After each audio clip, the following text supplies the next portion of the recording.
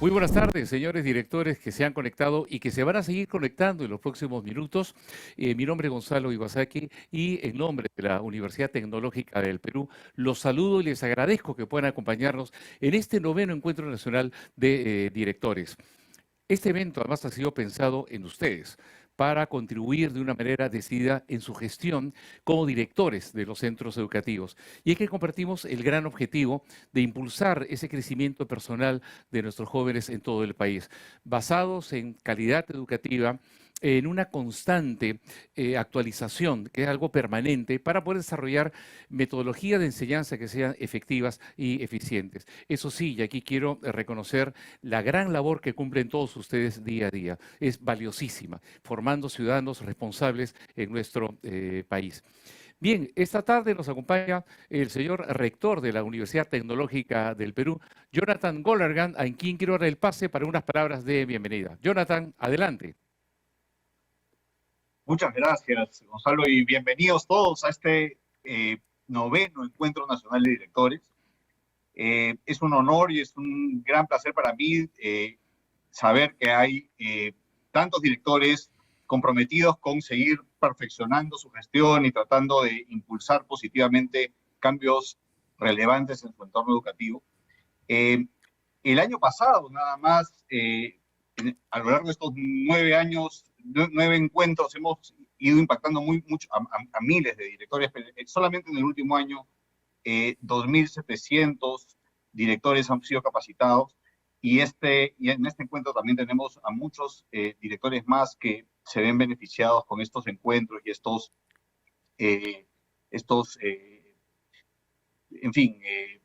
espacios de aprendizaje. Este encuentro es especialmente relevante. Tenemos el placer, la enorme satisfacción de tener a invitados de lujo que van a seguramente contribuir muy notoriamente con su propia gestión en sus propias escuelas a partir de lo que puedan aportarles. Están con nosotros Susana Díaz, quien es gerente de desarrollo institucional de ADECOPA, y abordará el tema de el director y el desafío de liderar personas en sus escuelas. Está con nosotros también Elías Neira, asesor de CALA Educación, que tendrá a cargo la exposición llamada Cómo desarrollar equipos de alto rendimiento en la gestión del cambio en nuestras escuelas. Y además estará presente en este encuentro Edistio Cámere, quien es un reconocido psicólogo y educador y es actual miembro del Consejo Nacional de Educación. Estamos muy satisfechos de propiciar estos encuentros de reflexión y los invitamos a sacarles el mayor provecho para recoger todo el aprendizaje que sea posible y aplicarlo en sus contextos educativos para generar transformación e impacto. Bienvenidos nuevamente y muchas gracias. Gracias a ti, Jonathan, por las palabras de bienvenida. Y efectivamente, Susana, Elías van a tener dos conferencias muy importantes, más o menos de media hora cada una. Y luego Edistio Cámara se va a encargar de algunos comentarios, de poder conducir un conversatorio. Bienvenidos también sus inquietudes, las preguntas a través del chat.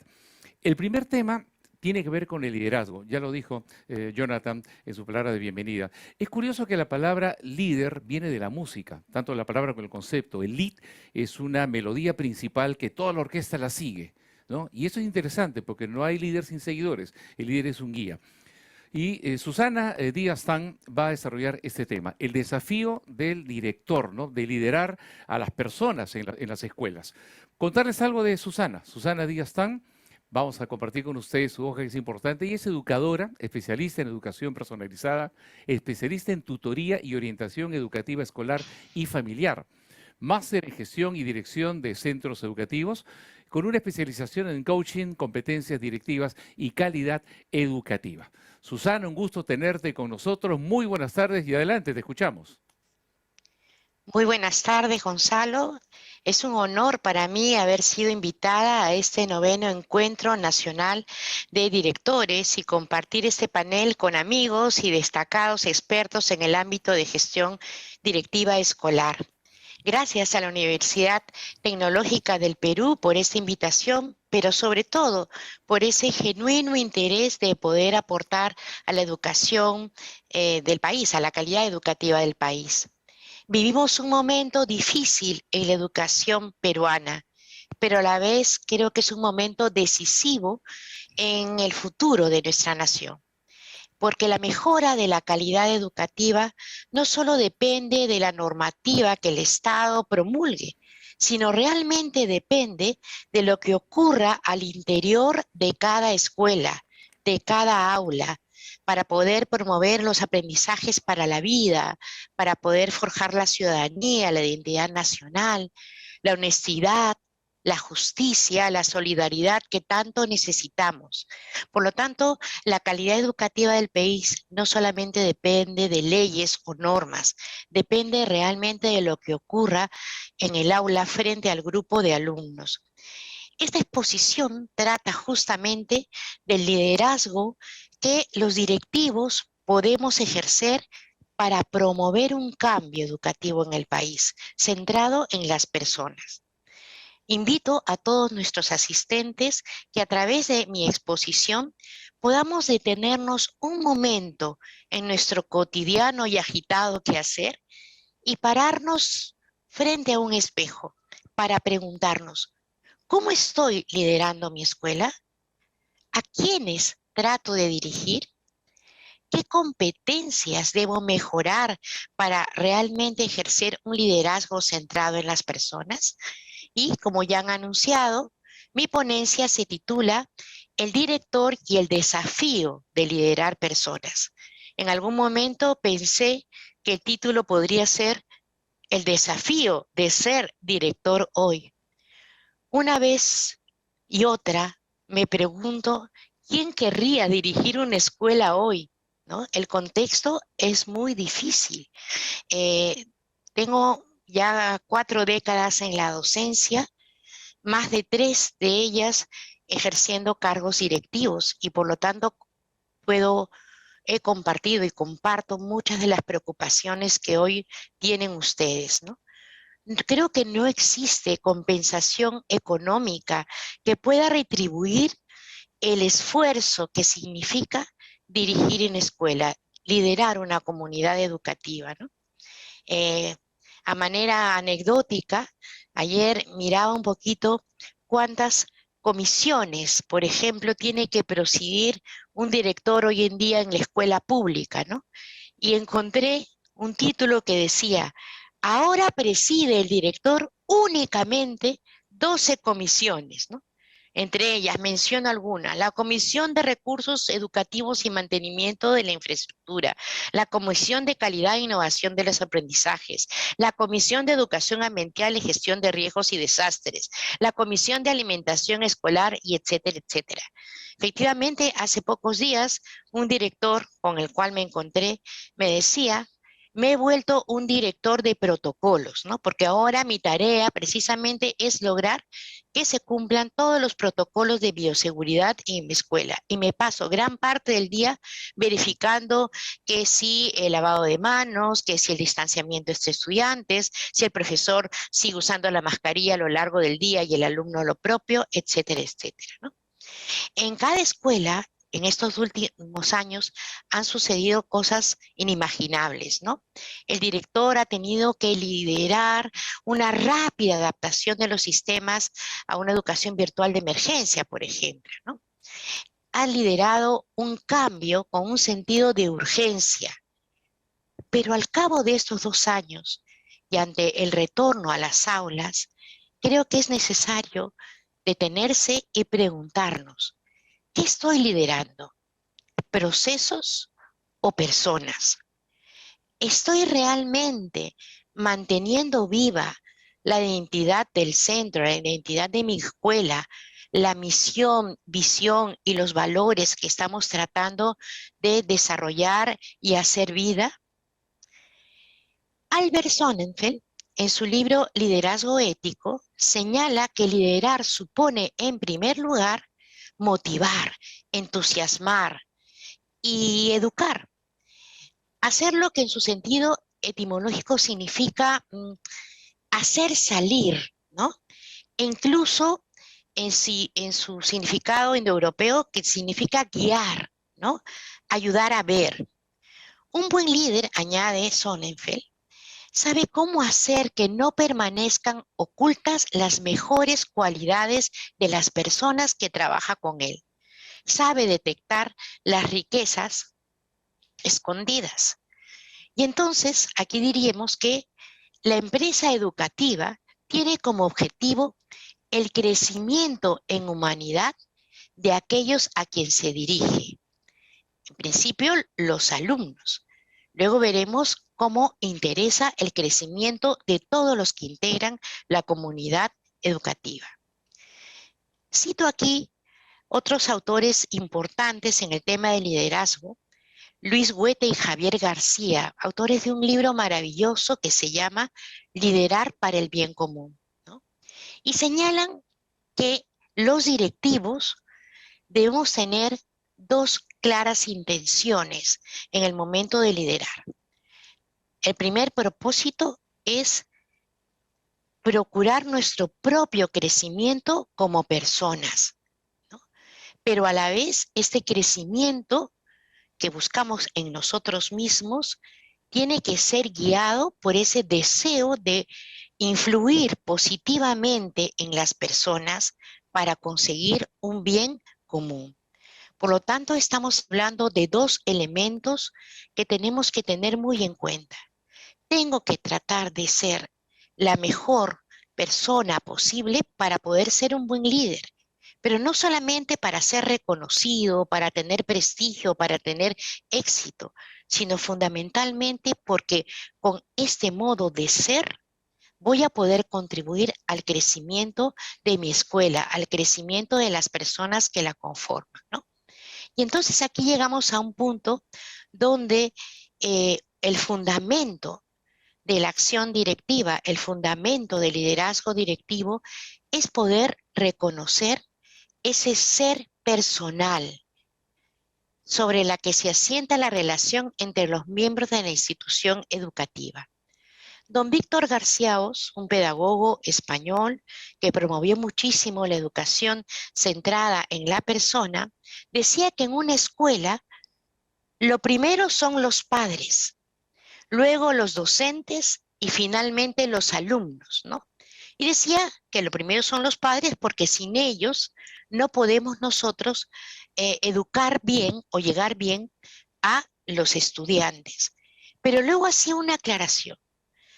Aunque los padres son los protagonistas de la educación de sus hijos y la escuela contribuye a que puedan ejercer bien esta función, en realidad lo primero son los maestros, los colaboradores, porque son ellos quienes, alineados con nuestra visión educativa, con los propósitos de la escuela, nos van a ayudar a poder llegar mejor a los estudiantes, a los alumnos y a las familias.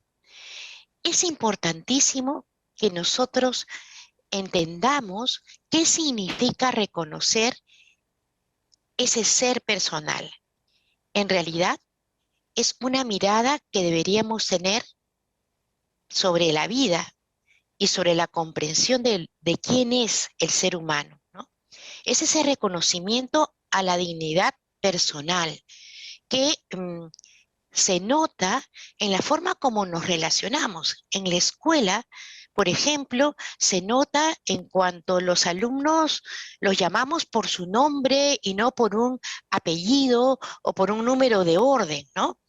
Se nota cuando un maestro procura ese conocimiento profundo de cada alumno que tiene delante para poder potenciar sus talentos, para poder identificar cuáles son sus talentos, darle oportunidad de poder desarrollarlos, pero también para poder ayudarle a mejorar aquellos aspectos de su desarrollo, aquellas dimensiones de su persona que aún necesitan ser potenciadas, ¿no?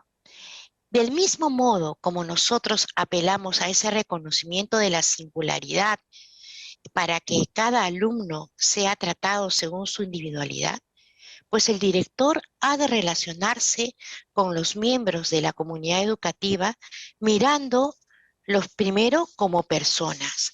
Nos interesan las personas antes que los documentos o los procesos. Nos interesa conocer y reconocer en cada persona no solamente su altísima dignidad por ser los seres superiores de la naturaleza, ¿no? Sino además reconocer que todos somos perfectibles por naturaleza. Y ese sentido de perfectibilidad dura toda la vida. Fíjense, esto tiene unas implicancias educativas muy importantes, porque entonces en la escuela no damos a nadie por perdido, ¿no? A veces ocurre en el aula que un maestro recibe unos alumnos y dice, ah, ya tú eres el hermanito de, ¿no? Espero que no seas tan travieso como tu hermano, o espero que seas tan bueno como tu hermano, ¿no? Y esto es como quitarle la posibilidad de ser único e irrepetible. Esto que tanto se repite en antropología, esto que tanto repetimos como un discurso pedagógico, eh, tiene implicancias prácticas en la vida cotidiana de la escuela. Un maestro es perfectible por naturaleza.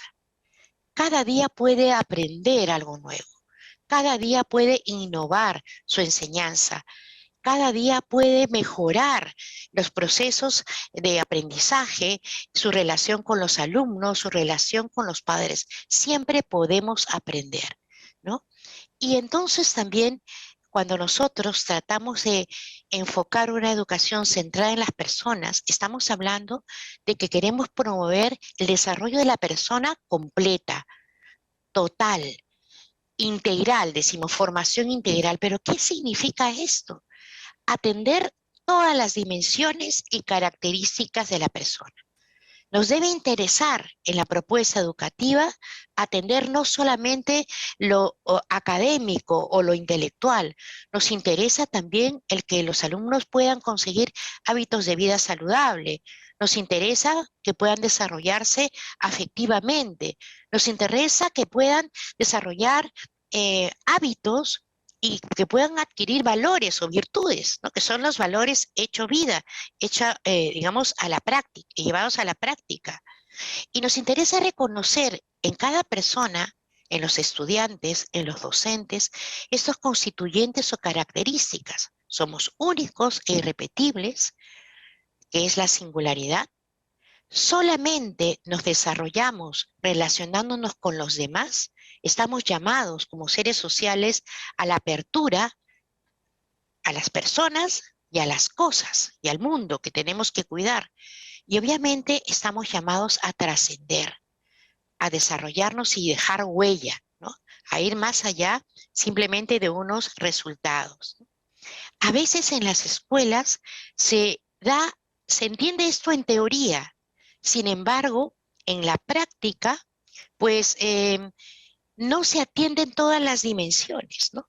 Por ejemplo, se puede pensar que el plan de estudios debe tener un importante peso en matemática porque muchos de mis estudiantes quieren postular a carreras que tienen que ver con las ciencias. Y para darle mayor importancia a la matemática, puedo restar tiempo a otras áreas o de repente inclusive a la hora de tutoría, ¿no? No hemos pensado, por ejemplo, en las escuelas, cómo voy a trabajar de manera sistemática la tutoría o la orientación.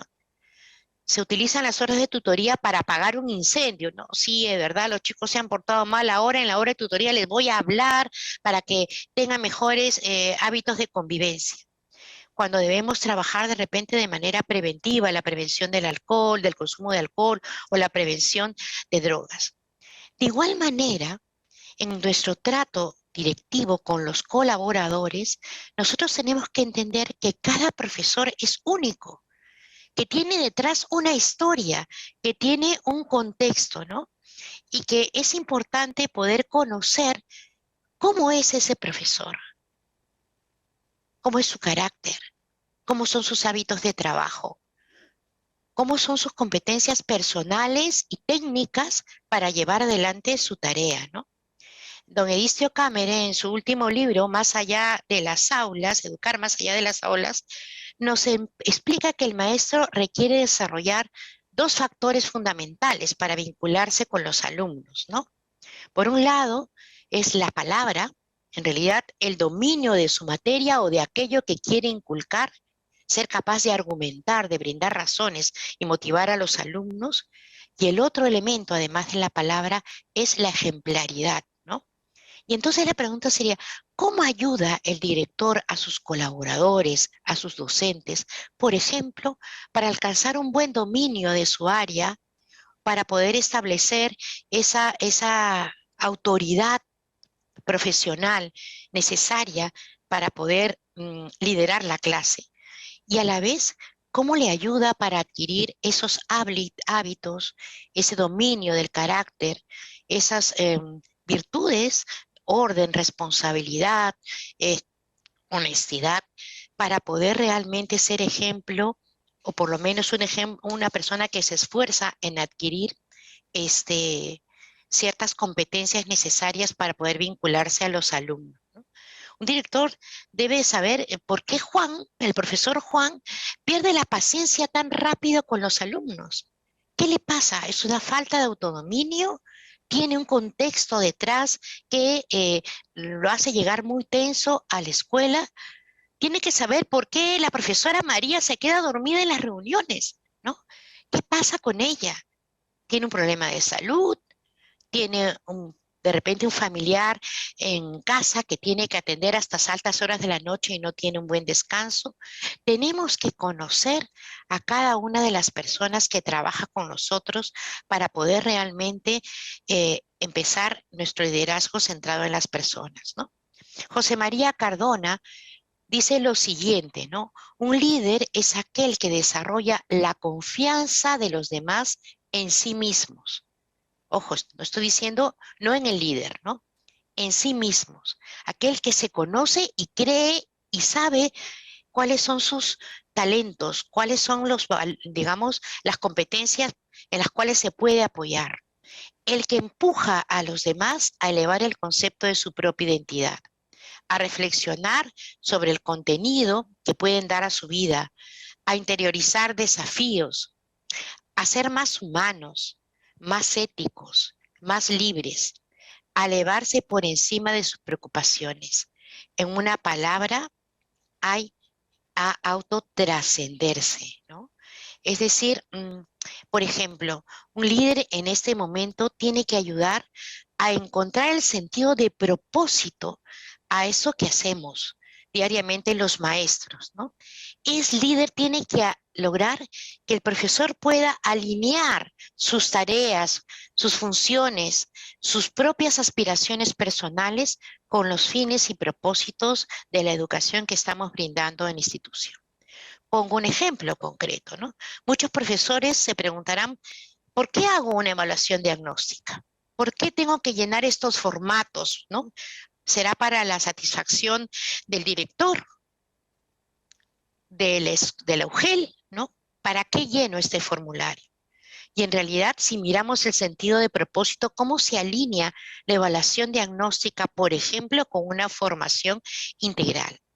Pues por sentido de justicia, para dar a cada quien lo que le corresponde y lo que necesita. Me interesa cada alumno y si no sé su punto de partida, no sabré cómo ayudarle a subir un peldaño más en sus aprendizajes. Si olvido el propósito, pues me encontraré llenando formularios, aplicando exámenes, inclusive hasta renegando, ¿no? Disgustándome con esa tarea que tengo que cumplir. Y es tarea del directivo, pues, hacer que realmente puedan tener una justificación en las metas y propósitos de su tarea, aquello que hacemos cada día. Bien, entonces, ahora empezamos a mirarnos en el espejo, ¿no? Vamos a hacerlo de manera rápida, ya luego ustedes en la noche, más tarde, consultando con la almohada, podrán ir tomando nota de aquellos aspectos que han encontrado y que pueden ser puntos de mejora para su tarea directiva, ¿no? El talento de líder se cultiva, es decir, vamos perfeccionándolo con el tiempo, no se nace con todas estas cualidades, ¿no? El primer requisito de liderazgo es conocerse a sí mismo. ¿Para qué? para poder autogobernarnos, para poder detectar en qué aspectos tenemos que mejorar. Todos debemos ser empresarios de nuestra propia vida. Y entonces la vida va muy deprisa. Estos 2 años han pasado muy rápido y sería muy bueno que el director se preguntara, ¿y en mí cómo impactó la pandemia? ¿No? ¿Qué cosas me hace falta seguir aprendiendo? ¿Qué rasgos de mi carácter se han visto afectados? ¿Tengo menos tolerancia? Me canso más rápido, me está costando organizarme. De repente, no sé, durante la pandemia eh, he sido afectado por la procrastinación, es decir, retrasar un poco las tareas, ¿no? No termino lo que empiezo. Tomo decisiones sin haber analizado suficientemente los datos que tengo, ¿no?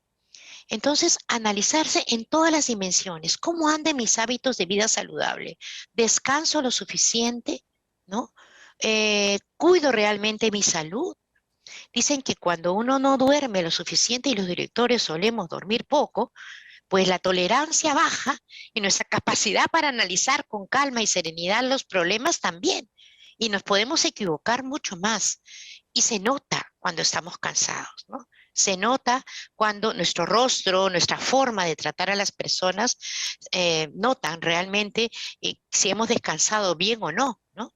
Y entonces yo los invito primero a que ustedes vayan haciendo allí unos apuntes y dicen, bueno, ¿en qué aspecto de mi vida? En el aspecto afectivo, en el aspecto emocional, en el aspecto de repente de formación académica, intelectual, ¿qué cosas tengo que mejorar? El segundo aspecto es que un líder trabaja a conciencia, aun cuando los demás no lo vayan a notar. Evita decisiones apresuradas. Un consejo práctico que yo les doy siempre es que eviten, por ejemplo, tomar decisiones de pasillo, ¿no? Yo siempre les decía a mis colaboradores cuando yo llegaba y en el pasillo, ay, qué bueno que te veo, camino contigo y te voy contando, ¿no? No camina conmigo, pero no me vayas contando algo sobre lo cual yo tenga que decidir en este momento, porque seguramente me voy a olvidar lo que te dije apenas llegue a mi oficina, o te voy a decir algo por salir del paso, o no voy a haber sopesado todos los factores, ¿no? Y entonces es importante trabajar a conciencia una obra bien hecha, ¿no? Se empieza bien, se desarrolla bien y se termina bien, ¿no?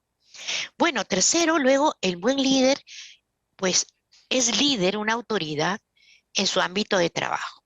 Y a nosotros nos toca no cansarnos nunca de estudiar, ¿no? De leer, solamente en lo normativo, pues tenemos que conocer de qué van las normas, cuál es la última norma sobre convivencia escolar, sobre tutoría, sobre las normas de bioseguridad, ¿no? Y si no sabemos recurrir a alguien que la sepa y que nos pueda ayudar y apoyar. Tenemos que conocer sobre las corrientes pedagógicas, algunos temas de gestión y administración también. Y cuando no sé, lo prudente, lo sabio, dices, busca ayuda de quien sepa. No tenemos que saber todo. Y podemos decir un momento, espera que voy a averiguarlo, ¿no? A veces la soberbia, ¿cómo el director va a preguntar, ¿no? O sea, no te lances a hablar de algo que no sabes, ¿no? O tomar decisiones sobre algo que merece un poquito más de estudio, ¿no? Pues también el líder obviamente es organizado y ordenado.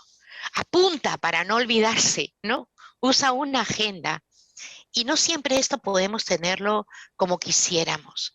Muchas veces el orden y la organización escapa un poquito porque hay un apresuramiento. Entonces tienes que ver qué día de la semana vas a ordenar materialmente tus papeles, tus documentos, qué día vas a poder organizar bien tu agenda para que no haya cruces, ¿no?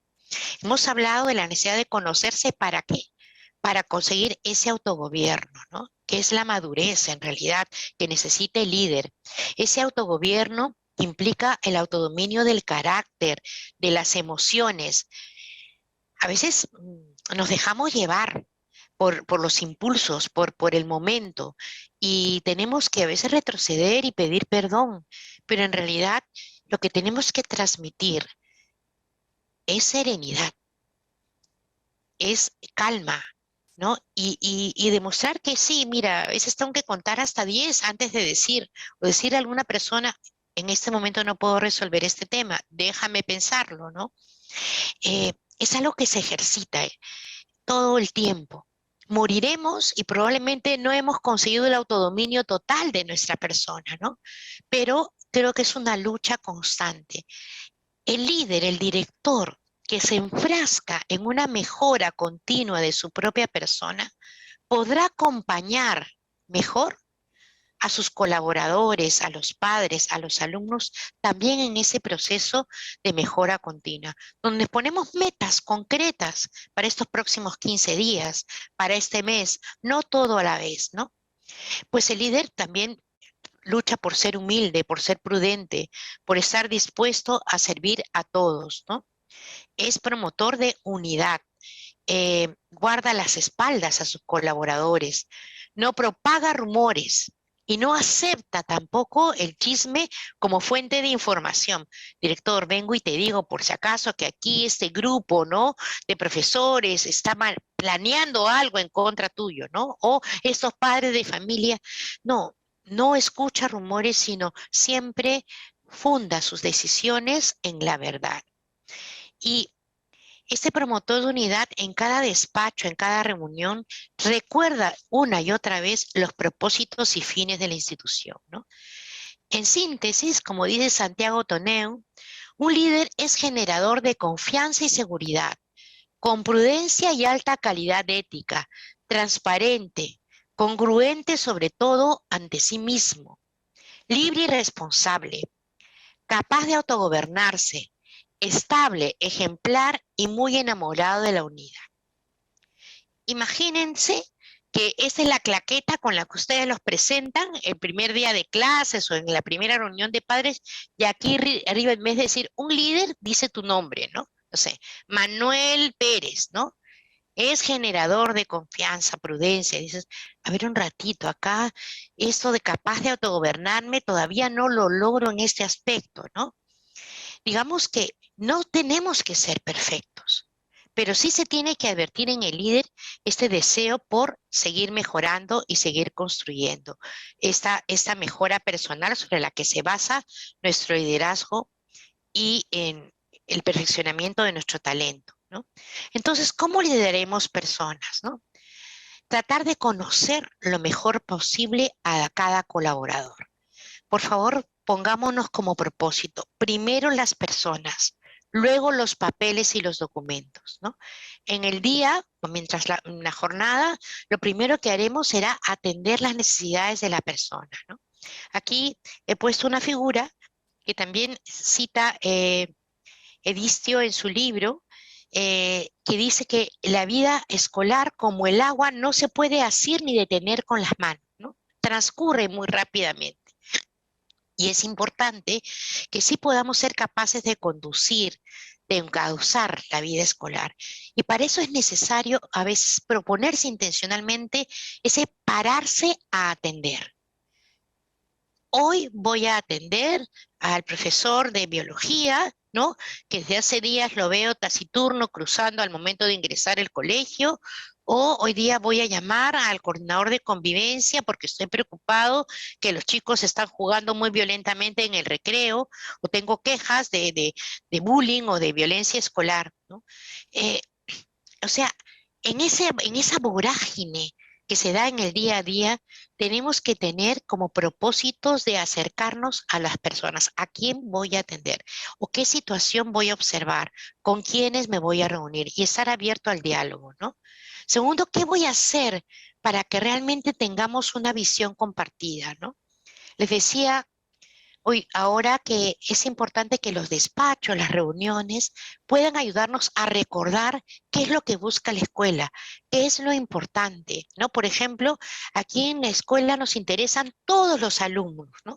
Hace un tiempo el Ministerio de Educación tenía un eslogan, una frase que decía, ¿no? Todos pueden aprender, nadie se queda atrás, ¿no? Yo creo que esa es una visión que debe tener toda escuela, ¿no?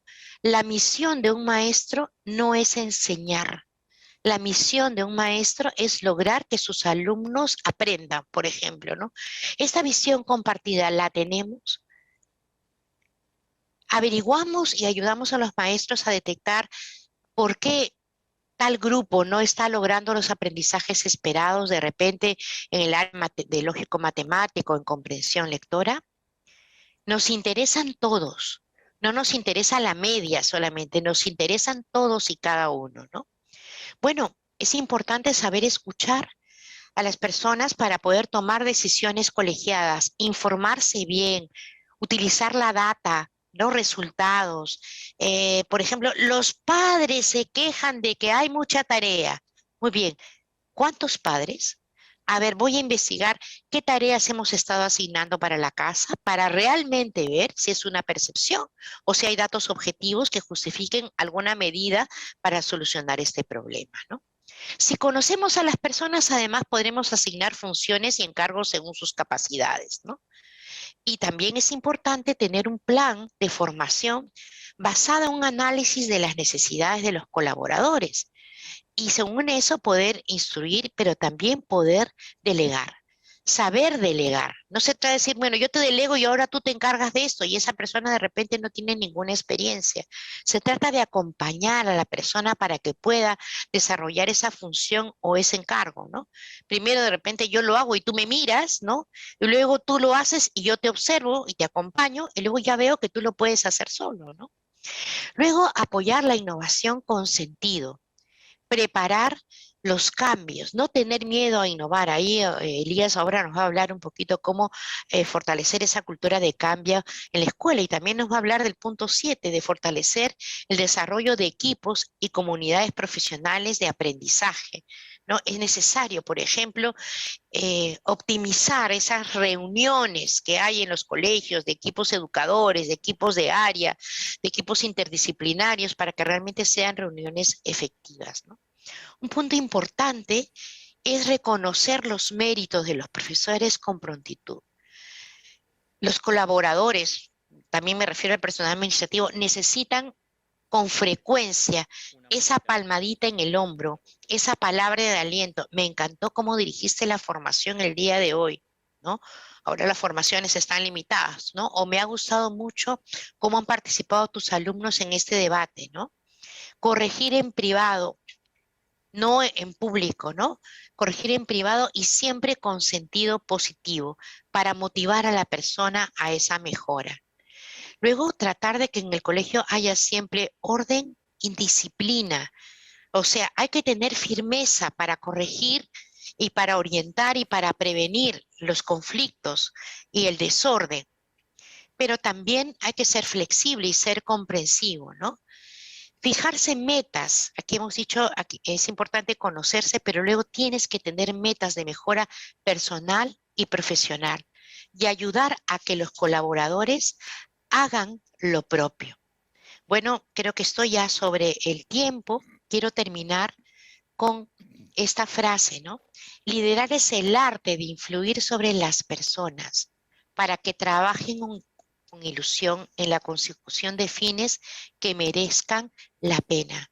Se trata de ser mejor para servir. Se trata de ser mejor, la mejor persona que tú puedas ser. El líder, digamos, mejor, con mayores competencias, pero ¿para qué? Para poder ayudar a los demás, para poder realmente construir una escuela mucho más solidaria, pero también una escuela de calidad. Recordemos que liderar es servir para que otros puedan crecer. Muchas gracias. A ti las gracias, Susana. Nos has dejado pensando, y me incluyo, impactante tu conferencia y tendremos ocasión de conversar un poco más sobre estos contenidos. Y como bien lo has ya adelantado, inducido de alguna manera, vamos a hablar de la gestión del cambio, vamos a hablar de los equipos, porque hoy en día se habla mucho de las habilidades blandas y una de ellas es el trabajar en equipo. Hay que saber trabajar en equipo. Elías Neira, que viene a continuación, ha titulado justamente su conferencia el cómo desarrollar equipos de alta competencia para gestionar el cambio en nuestras escuelas. Unas palabras sobre Elías. Elías Neira es magíster en innovación, en cultura institucional y currículum por la Universidad Complutense de Madrid. Tiene formación en Business Coaching en Centrum, Consejería Familiar Sistémica y en Liderazgo Adaptativo. Es autor de 2 libros muy interesantes, Cómo inquietar corazones y una comunidad en busca de la verdad. Es cofundador de Trasciende y asesor de Cala Educación. Participa además en el comité de lectura con el podcast Trasciende. Elías, muy buenas tardes, bienvenido y adelante. Muchas gracias, Gonzalo. Muchas gracias por la invitación a la Universidad Tecnológica del Perú, la UTP. Un gusto poder compartir con ustedes y con tantos directores que en estos contextos tan importantes de la educación del país, en los cuales pues este retorno a esta nueva realidad, que es un retorno casi hacia el futuro de la educación peruana y global, pues es fundamental el liderazgo que van ejerciendo. Justamente pensando siempre en las personas, pensando siempre en cada una de las personas y su aprendizaje, personas que Dios pone en nuestro camino para poder justamente acompañarlos en este proceso. Bien, la idea es poder compartir con ustedes, a partir de la magistral conferencia que nos ha dado Susana, poder profundizar un poquito más en el tema de, a partir de esta visión del liderazgo del director, tan personal, tan humano, tan trascendente, para a partir de ello desarrollar un equipo de alto rendimiento para la gestión del cambio en nuestras escuelas y cómo poder enfrentar esta coyuntura que nos toca. Lo primero que hay que preguntarnos es cómo comienza realmente a decaer los colegios. ¿Nos hemos preguntado eso? Normalmente son procesos lentos, otras veces son un poco disruptivos, pero ¿qué es lo que está pasando realmente? ¿Cómo uno lo comienza a notar? ¿Por dónde comenzaría uno a cambiar las cosas, ¿no? En nuestro colegio seguramente nos hemos preguntado muchas veces por dónde comenzar a cambiar las cosas. Y después nos damos cuenta que tienes que hacer muchas cosas al mismo tiempo porque el problema es sistémico y requiere soluciones sistémicas. Y lo tercero es que si estamos dispuestos a asumir esas pérdidas, ¿no? Porque pues no se hace omelets, no se hace pues tortillas sin romper huevos. Y entonces, pues, ¿qué pérdidas estamos dispuestos a asumir, a soportar en este contexto? Me voy a basar especialmente en la teoría que plantea de 8 pasos de Kotler, ¿no? Para la gestión del cambio. Y que plantea 8 pasos que vamos a ir recorriendo y viendo qué elementos podemos tomar en cuenta, adaptándolo y aplicándolo a nuestras escuelas. El primer paso que plantea Kotler es establecer la sensación de urgencia. ¿Qué importante es ello? Tenemos que conversar con toda la comunidad porque hablamos de un liderazgo distributivo. Acá no estamos hablando de un liderazgo de una persona egocéntrica que se para al frente como llanero solitario y que comienza a querer hacer todo solo. No se trata de eso. Se trata de un liderazgo distributivo que acompaña a todos los demás para que los demás también aprendan a ejercer liderazgo. Y entonces realmente esa será mucho la labor de ir construyendo una comunidad de aprendizaje. Esta sensación de urgencia es fundamental. Y hay que comprender que el cambio se puede dar por una crisis, como nos ha pasado con la pandemia, también se puede dar por un ideal, porque buscamos un propósito mucho más trascendente, esperamos algo mucho más grande, tenemos un ideal de escuela y que queremos ofrecer a nuestras familias, a nuestros estudiantes, para poder transformar y generar mayor aprendizaje, ¿no?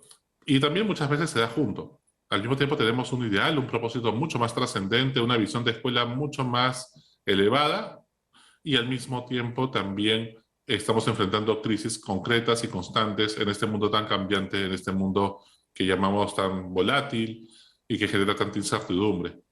Yo cuando comencé a ser director del Colegio San Agustín de Lima, hace ya un poco más de 10 años, ¿no? Y terminé el 2018, lo primero que recuerdo que me impactó muchísimo fue que en la oficina de la dirección, que tenía 2 puertas, una puerta a la parte administrativa y otra puerta hacia los patios, hacia los estudiantes y los profesores. Hacia esta última puerta es que había este letrero.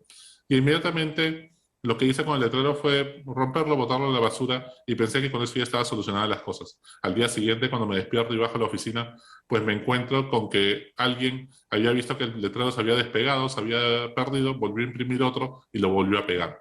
En ese momento te das cuenta que el problema es cultural. Tenemos que transformar la cultura. No basta con romper un letrero, no basta con implementar una nueva pedagogía, no basta con solamente hacer una que otra cosa, sino que realmente lo que necesitamos es transformar la cultura, porque al final la escuela las hacemos personas con las relaciones, los vínculos que generamos entre nosotros y cómo en ese sentido ejercemos liderazgo. Y es que la cultura escolar se come la estrategia de aprendizaje. Parafraseando a Peter Drucker, cuando decía que la cultura se come la estrategia en el desayuno, pues realmente en nuestras escuelas podemos implementar muchísimas estrategias pedagógicas, metodológicas, de repente aprendizaje basado en proyectos, Reggio Emilia, el sistema Montessori, la educación personalizada de García Oz, tantos proyectos increíbles y pedagogías que realmente pueden ayudar muchísimo, como también lo hemos experimentado con la educación virtual. Pero que sin embargo el gran problema es que si no cambiamos la cultura, de nada sirve comprar tablets o computadoras, de nada sirve implementar una pedagogía o mandar a capacitar a los profesores. Se trata realmente de transformar la cultura, el vínculo y la relación con nosotros, y para eso se necesita ejercer liderazgo. Y entonces nos damos cuenta que sin tensión no hay cambio. Tenemos que generar un nivel de tensión suficiente para que se haya el cambio. Y esto implica este sentido de urgencia que hay que generar. Necesitamos dar la suficiente contención, pero que al mismo tiempo poner la bomba sobre la mesa, los problemas sobre la mesa, ¿no? Y no hay otro momento mejor que este para transformar la educación.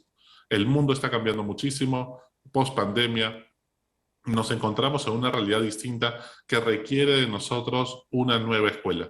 Una escuela que realmente pueda ayudar a desarrollar el proyecto de vida de cada uno de nuestros estudiantes de manera personalizada y sacar lo mejor de cada uno de ellos para que puedan justamente cumplir con su vocación y lo que están llamados a hacer.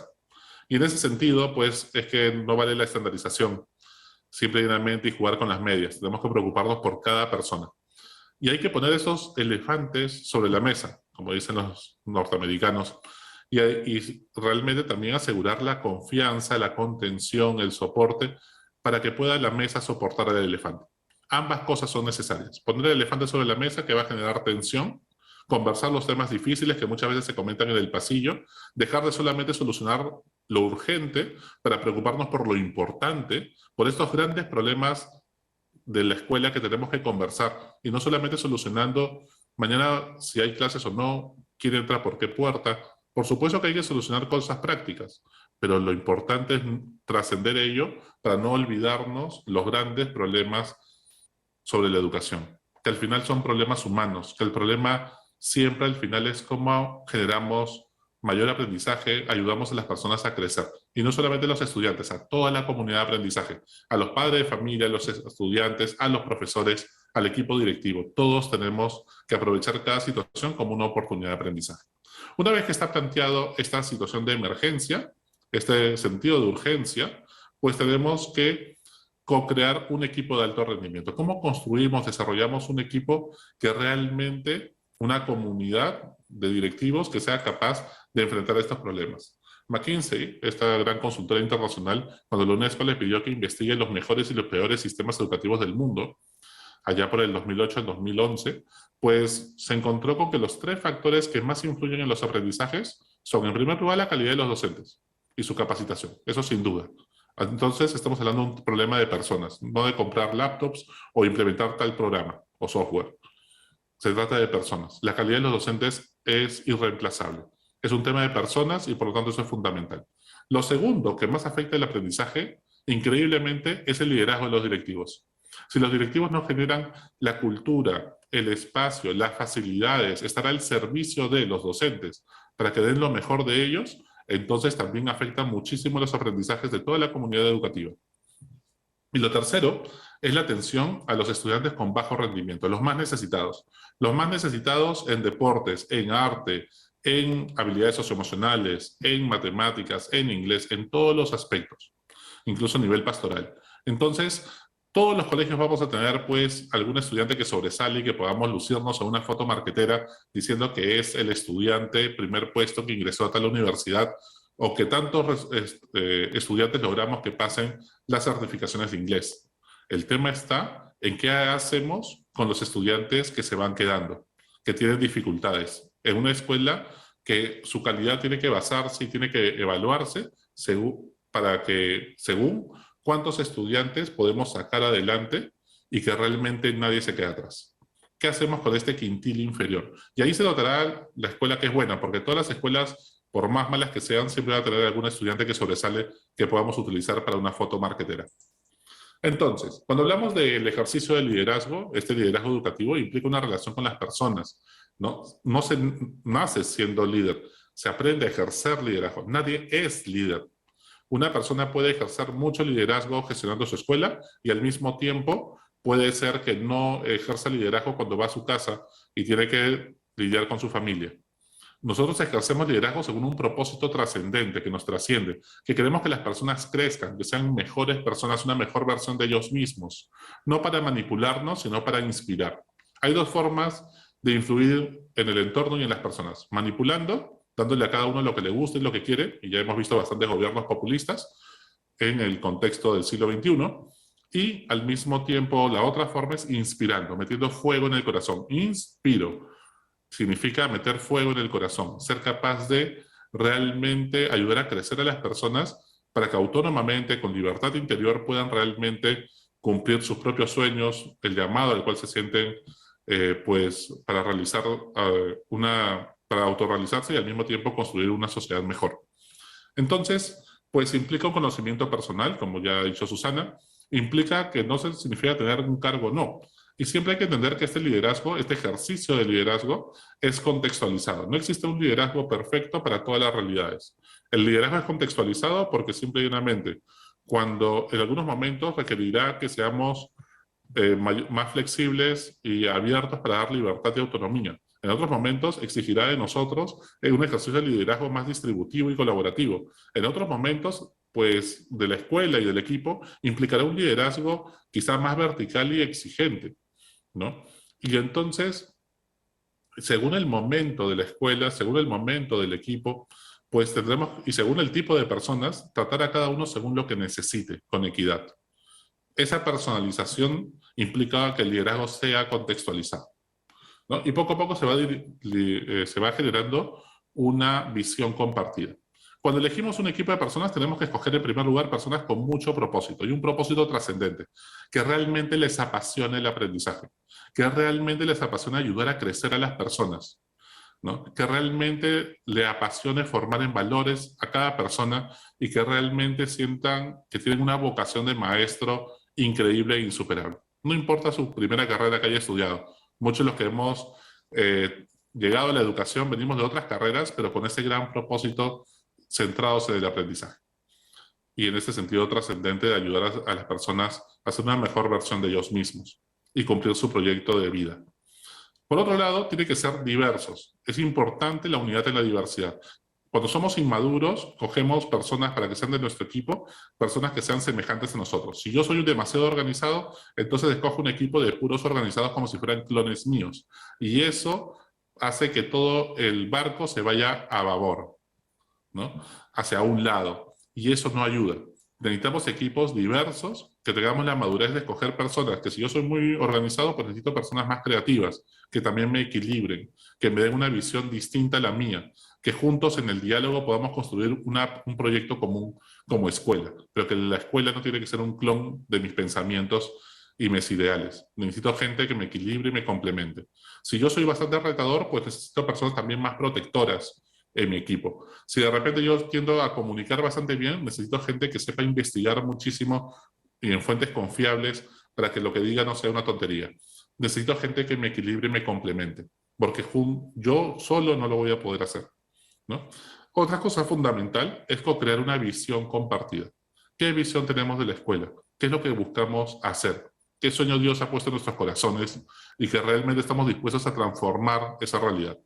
Y un acontecimiento fundante. Muchas veces este equipo, que va a soportar muchos momentos de tensión al hacer cambios y que va a tener que dar horas extras y una milla extra, pues es necesario sacarlo de la rutina, llevarlos quizá a otro lugar, ¿no? Yo recuerdo alguna experiencia, los llevé a todos a Chiclayo una semana, diferentes experiencias en las cuales vas a hacer que la gente comparta, conviva, genere un vínculo fuerte, desarrollen esta visión compartida y vean otras cosas, vean otras realidades para que justamente estén dispuestos a hacer esos cambios, ¿no? Belbin plantea 9 roles en un equipo. No significa que cada equipo tiene que tener 9 personas. Hay personas que pueden cumplir 2 o 3 roles, pues les recomiendo que puedan investigar mucho más sobre esto y cómo lo importante, el gran mensaje de Belbin al final, es que se puede tener diferentes roles en un equipo, pero lo importante es esta diversidad. No podemos ser todos unos clones y hacer del equipo un eco de resonancia que solamente me digan sí señor a todo lo que el director diga. Necesito gente que piense distinto y que pues juntos construyamos una visión compartida. Por otro lado, se vuelve muy importante también, en tercer lugar, desarrollar una visión y una estrategia. ¿Cuál es el propósito de tu colegio? ¿Cuál es su visión? ¿Qué quieres aportar a la escuela? ¿Tu escuela es una escuela ecológica? ¿Tu escuela es una escuela que tiene mucho el arte, una formación integral, una formación en valores? ¿Es realmente tiene una identidad católica o cristiana? ¿Realmente tu escuela pues, es un colegio que fomenta el deporte? ¿Es un colegio internacional y bilingüe? ¿Cuál es la identidad de tu colegio y qué aporta a la sociedad para poder hacer de este mundo un mundo mejor? Con esa visión, pues lo que tienes que trabajar es en seleccionar personal que realmente su visión de la vida, su visión del aprendizaje y de la educación también vaya afín a esta visión compartida. Si no, no se va a poder desarrollar y desenvolver bien en tu escuela. Puede ser un gran profesor de matemáticas, pero si no tiene esta visión afín y común, que pueda ser una pieza importante del rompecabezas, de la visión, para construir este corazón con las manos que aparece en la imagen, y no va a ser una pieza en rompecabezas que aporte, pues es mejor que sea un gran profesor, y no significa por ello que sea malo, pero quizá en otra escuela, que sea más afín a lo que él considera o cree, ¿no? Entonces es muy importante que a partir de ello nos focalicemos en el propósito. Hay estas identidades de cada una de las escuelas, pero también, porque no todas las escuelas son perfectas para cada tipo de estudiante, pero también es fundamental que todos estemos centrados en el aprendizaje. Como ya decía Susana, muchas veces lo que nos pasa es que nos llenamos de reuniones, de documentos, de papeleo, de proyectos, de programaciones, calendarizaciones, correcciones de exámenes, y al final nos olvidamos que detrás de todo esto tenemos personas, tenemos estudiantes, ¿no? Es fundamental que nos centremos, pongamos a la persona en el centro, realmente nos centremos en el aprendizaje de las personas, y no solamente de los estudiantes, de toda la comunidad de aprendizaje, ¿no? Muchos de los esfuerzos que hacemos, muchas de las cosas en las cuales gastamos nuestro tiempo, son cosas que generan muy poco aprendizaje, ¿no?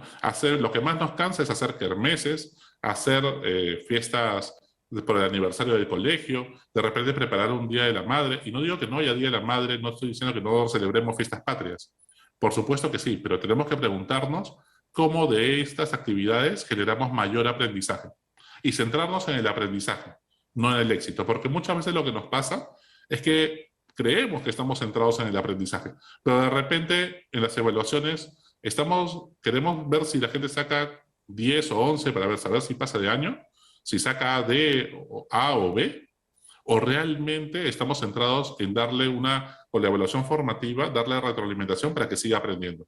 ¿Estamos centrados en el aprendizaje o en la certificación? ¿Estamos centrados en el aprendizaje realmente cuando hacemos clases virtuales durante 2 años que hemos estado en pandemia, o solamente para justificar las remuneraciones y las pensiones y los papás nos paguen puntualmente?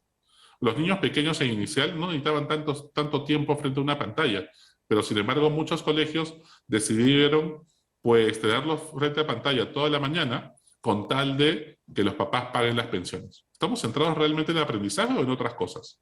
El núcleo, el core de una escuela tiene que ser el aprendizaje. Cuando hacemos una actuación, ponemos a los que más saben bailar al frente, adelante, para que nos aplaudan. ¿Estamos buscando el éxito o estamos buscando que realmente haya aprendizaje? Porque los que saben bailar marinera ya lo saben. No ponerlos adelante, no siempre, en todas las actuaciones, no va a hacer que aprendan mejor la marinera, pero quizá otros estudiantes sí. En el deporte, ¿cuántas veces pues las canchas de deporte y los instrumentos deportivos están al servicio solamente de la selección deportiva para ganar los campeonatos y poderse tomarse la foto, porque lo que estamos buscando es el éxito, no el aprendizaje a través del deporte, y una educación de un deporte formativo, sino solamente nos dedicamos al deporte competitivo, que también no es que esté mal, pero el centro y lo fundamental es que todos los estudiantes pues aprendan que la actividad física y el deporte debe estar involucrado en su propia vida para que tengan una vida saludable, y no solamente para la foto de ganar los campeonatos deportivos. Qué importante es centrarse en el usuario final, ¿no? Cuando hablamos de la estrategia hay que centrarse en el usuario final, ¿no? Preguntarle a los estudiantes, preguntarle a los maestros, no decidir todo desde un escritorio. Basado en evidencia científica. Hay muchos mitos y neuromitos sobre neurociencias y demás que realmente los asumimos. Por ejemplo, tener menos estudiantes por salón. ¿Mejora el aprendizaje? Muy poco, pero cuesta mucho. tener pues tablets o computadoras en las clases presenciales. ¿Mejora los aprendizajes? Casi nada. Entonces, hay muchos mitos que tenemos ahí, tiene que ser basado en evidencia científica. Hay varias páginas web, como CIMA, por ejemplo, donde pueden ustedes revisar qué experiencias y metodologías realmente mejoran los aprendizajes, o ver, por ejemplo, el libro de John Hattie, Aprendizaje Visible, o de repente de Heitor Ruiz Martín, Cómo Aprendemos, que nos pueden dar bastantes pistas sobre ello. Y el cambio sistémico. Cuando hablamos de cambio sistémico, estamos hablando de que realmente hay que entender que cada vez que hacemos algo afecta a todo el sistema, ¿no? Acá no estamos buscando culpables ni conejillos de indias, y mucho menos pues, buscar un chivo expiatorio. Todos tenemos que cambiar en el sistema para que esto se dé. Esto es como armar un cubo de Rubik, como dice Carmen Pellicer, ¿no? En la Fundación Trilema. Pues, ¿por dónde comenzamos? Todo se da al mismo tiempo, como armar un cubo de Rubik, en los cuales tienes que desarmar un lado para seguir armando el otro. Y tenemos que tener en cuenta qué aprendemos, el currículo que vamos a generar, la metodología, las estrategias de aprendizaje, la evaluación, centrada en la evaluación formativa y dar retroalimentación, el liderazgo, la organización y la personalización. Y estas cosas se vuelven fundamentales. En cuarto lugar, comunicar la visión del cambio.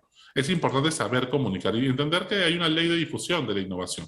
Es un proceso muy humano, pero lo más importante es lograr que el 15% logre estar de acuerdo con este proceso de innovación, con estos cambios que queremos desarrollar y desarrollando este equipo de alto rendimiento. Luego, todo lo demás se va a ir dando gradualmente de manera muy humana. Y nunca, pues, hay que descartar que siempre hay un grupo menor que nunca va a estar 100% de acuerdo. Hay que escuchar sus críticas, abiertos a escucharlos, a tender puentes, pero también saber que nunca vamos a poder agradar a todos. Hay que generar una narrativa del cambio, ¿no? Cuando tuvimos la experiencia de cambiar y transformar el San Agustín, es importante generar una narrativa. ¿Cuál es tu narrativa sobre este proceso de cambio? ¿Cómo lo vas a contar? Porque siempre todo esto es una historia de amor, es una historia de salvación. Entonces, ¿cómo generamos esta narrativa? Yo recuerdo que una de las cosas que decía en esa narrativa es que lo que buscamos como escuela es tener lo propio de un colegio religioso, ¿no? Que ya sabemos cómo es. Un colegio religioso pues implica un anuncio del evangelio, implica de repente pues involucrar mucho a los padres de familia en la formación de sus hijos, implica dar una formación integral, una formación en valores y una serie de elementos más. Y al mismo tiempo lo propio de un colegio internacional, cumplir estándares de calidad internacionales, que el colegio sea bilingüe, tener un tercer idioma, tener intercambios al extranjero y demás. La mezcla de un colegio religioso y un colegio internacional es lo que buscábamos hacer. Eso tan sencillo de explicar es lo que calaba mucho en toda la comunidad, en lo que buscamos hacer a partir del propósito y la visión de formar líderes cristianos, ¿no? Para transformar y de hecho generar una comunidad de aprendizaje, una comunidad en busca de la verdad. Entonces también a la hora de comunicar no podemos tomar en cuenta a todos nuestros stakeholders o grupos de interés de la misma manera. Hay que entender que entre los padres de familia, a veces pues tenemos de repente 400 o 500 padres de familia, y por el 5% que nos genera más problemas, más dificultades, emocionalmente tratamos al 100% como si fueran estos papás que son un poco complicados. Y ya nos agria la relación con los papás, tendemos a escondernos, a no atenderlos tanto, a tener siempre un equipo de seguridad entre los directivos para que nos rodeen a nosotros y poder salir de la actuación sin que otros papás nos intercepten, ¿no? Y obviamente no se nos ocurre ir a donde están todos los padres a conversar con ellos. Y esto es un grave error. Por 4 o 5 padres de familia que pueden ser un poco más difíciles o complicados, que todos los tenemos, pues no podemos cerrar. Tenemos que comenzar a analizar profundamente los grupos de interés que tenemos. Igual no sucede con los profesores, igual no sucede con los estudiantes. Qué importante es estar con ellos en los recreos, ¿no? En las reuniones con los profesores, darnos espacios para dialogar y conversar, siempre estar accesibles, ¿no? Y en ese sentido, siempre tener una política de puertas abiertas. En todos estos grupos, ¿no? Y especialmente los papás, que es un tema siempre álgido, pues habrá un grupo que está muy identificado con la gestión, ¿no? Y hay que gestionarlos y hay que apoyarse en ellos, porque ellos son los aliados. Habrá otro grupo que son simpatizantes, les parece interesante, pero todavía no apoyan, pues hay que involucrarlos. Hay otro grupo que tienden a ser un poco más indecisos, están viendo si funciona o no funciona lo que estás planteando en el cambio, pues hay que movilizarlos, ¿no? Habrá otro grupo de opositores que te dicen realmente cosas y te critican, pero de manera constructiva, pues aprovechar a esos opositores para mejorar tu propuesta. Y habrá otro grupo que son tus adversarios, que están completamente en contra y hagas lo que hagas y digas lo que digas, van a estar en contra. Pues hay que tender puentes, pero tampoco no centrar toda nuestra atención solamente en este grupito. En quinto lugar, empoderar a los colaboradores. Eso se vuelve fundamental. ¿Cómo podemos generar mayor liderazgo? Y ahí les pongo algunos elementos en los cuales hay que poco a poco desarrollar un perfil de mayor liderazgo, en la capacidad de ser trascendentes, de acompañar el proceso integral de las personas y no solamente solucionar los problemas prácticos y técnicos de los urgentes del día a día. Ser empáticos es fundamental. Para entender el factor emocional y la empatía con las personas es fundamental a la hora de liderar. Ser reflexivo, ¿no? Ser capaz de reflexionar y entrar a la acción. Pero muchas veces se trata de no centrarse solamente en lo urgente, en lo cortoplacista, tapando huecos, viendo solamente el día de mañana y a lo mucho a una semana, sino gente que tiene una visión de una escuela y que en ese sentido responde en cada decisión que toma hacia ese lado. Equilibrados en nuestras emociones, en nuestro tiempo, en nuestra vida familiar, para que no terminemos divorciándonos después de unos años de ser director, ¿no? Qué importante es cómo gestionamos el estrés, cómo gestionamos las emociones no solamente nuestras, comenzando por las nuestras, en un autoconocimiento personal, como decía Susana, para también ayudar a los demás a gestionar sus emociones. Responsables, ¿no? Asumir la responsabilidad y compromiso como hace Gareca con el equipo, no solamente en las buenas, sino también en las malas. Y eso es fundamental. Y eso se puede hacer solamente cuando somos reflexivos. Pensar, como dice Gareca. Asertivos, ¿no? Para poder dar buena retroalimentación. No evitar los conflictos, sino al contrario, aprovecharlos como una oportunidad de aprendizaje y ser capaz de expresar de manera adecuada nuestras emociones, como también nuestras necesidades e ideas, sin atacar a nadie, sin agredir, y que de esa manera podamos construir pues la fraternidad y la comunidad. En sexto lugar, generar resultados en el corto plazo. Y acá es fundamental que tengamos en cuenta ciertos procesos, entender que esto es sistémico, y por lo tanto, si es sistémico, todo tiene que ser abordado al mismo tiempo. Pero sí es cierto que hay ciertos procesos que son gatilladores fundamentales que hay que tener en cuenta, ¿no? En primer lugar, un diagnóstico y plan estratégico para comenzar un saneamiento administrativo. Tú tienes que ser capaz de dormir tranquilo y para eso tienes que saber que estás cumpliendo toda la normativa vigente, que realmente el colegio, después de una auditoría, un due diligence, pues cumple toda la normativa legal vigente, a nivel contable igual y demás. Ese saneamiento dura bastante tiempo, muchas veces porque hay cosas que trabajar a profundidad, pero esto tiene que arrancar desde el inicio. Y lo que no se puede pues, negociar es con temas que afecten la ética y la probidad, ¿no? El proceso de admisión de las familias nuevas es fundamental. Hay que entender que acogemos familias, no estudiantes individuales, sino familias. Y esto es fundamental, que realmente sean familias en las cuales podemos sacar a cualquier chico adelante en una escuela, pero siempre y cuando la familia sean personas que están dispuestos también a trabajar conjuntamente con el colegio, a dejarse ayudar, a recibir los consejos y estar dispuestos a también cambiar ellos. El proceso de selección de personal también es fundamental. Tenemos que tener personas, ¿no?, que realmente tengan un propósito trascendente, que tengan la misma idea de educación, de aprendizaje con los estudiantes, que compartan la visión, el perfil de la comunidad de aprendizaje. El acompañamiento docente es fundamental. Lo que más influye en transformar una escuela es el acompañamiento docente. Y por lo tanto ahí tenemos que poner las balas más que en la documentación, como ya lo decía Susana. ¿Y por qué? Porque ese acompañamiento es un trato personal. Y ese acompañamiento no tiene que ser a todos por igual, sino que no tiene que ser en justicia, tiene que ser en equidad. No se trata de igualdad, sino equidad, para realmente ser justos. Entonces, cuando hablamos de equidad, hablamos de que de repente no todos necesitan 5 acompañamientos al año. Quizá de repente me ahorro y esta persona que es un gran maestro le voy a dar solamente un acompañamiento. Este profesor que es nuevo sí necesita 5 acompañamientos. Este otro profesor necesita acompañamiento, pero en recuperación de aprendizajes previos, no en lo demás. Este otro profesor necesita que sí esté detrás, porque si no, no cumple, ¿no? Entonces, de esa manera, poco a poco nadie va a querer estar en la lista de acompañamiento, en la lista negra. Y poco a poco todos se van a ir esforzando. Pero lo importante es la equidad.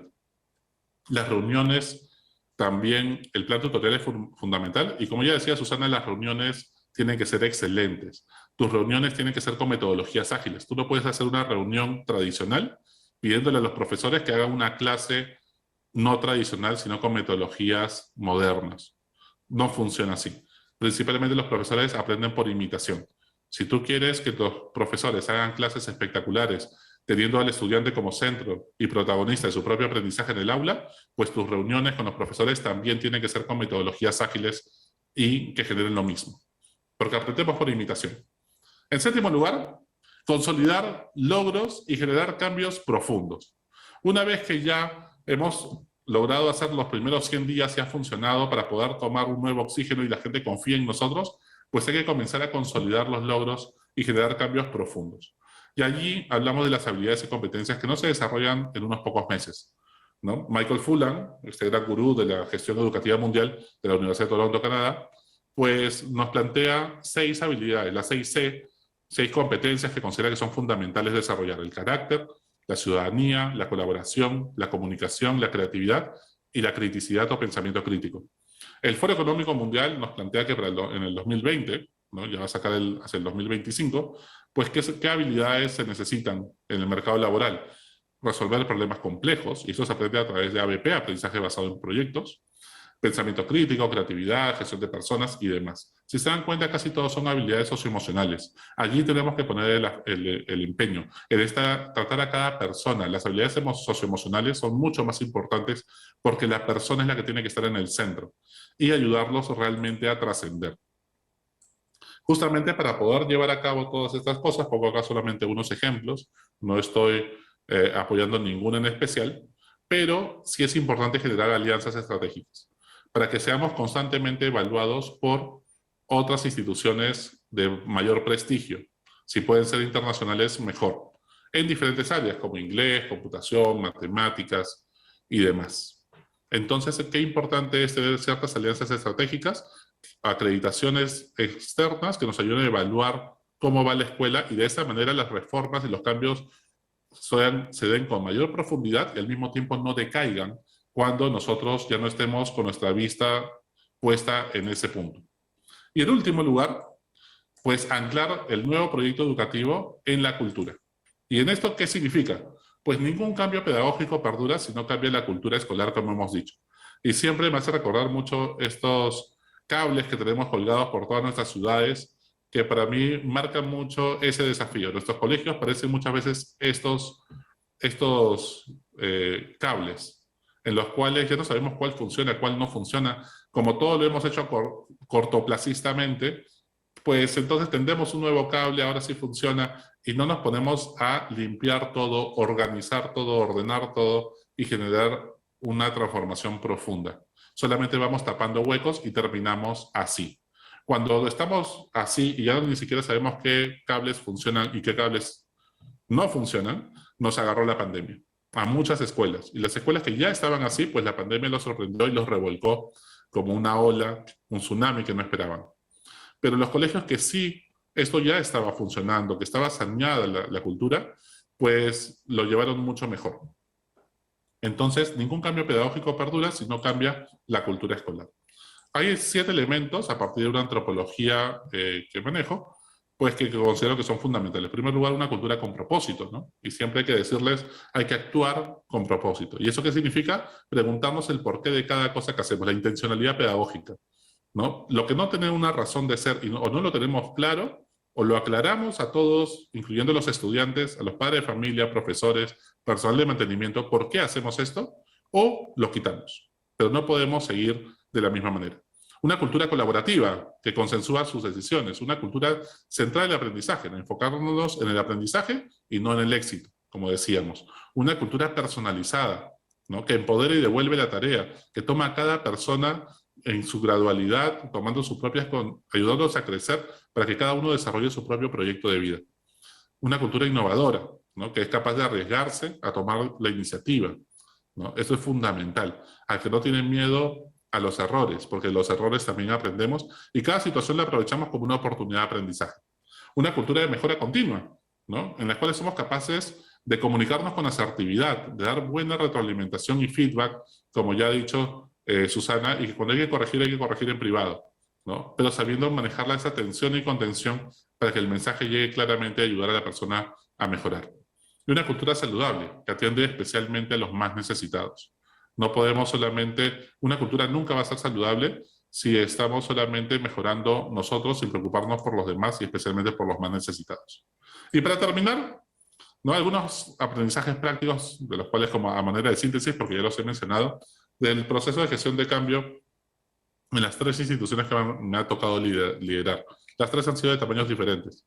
Una escuela en Pacasmayo de unos 430 alumnos, una escuela de 1.400 alumnos en Chiclayo, San Agustín de Chiclayo, y luego el San Agustín de Lima de 2.000 alumnos.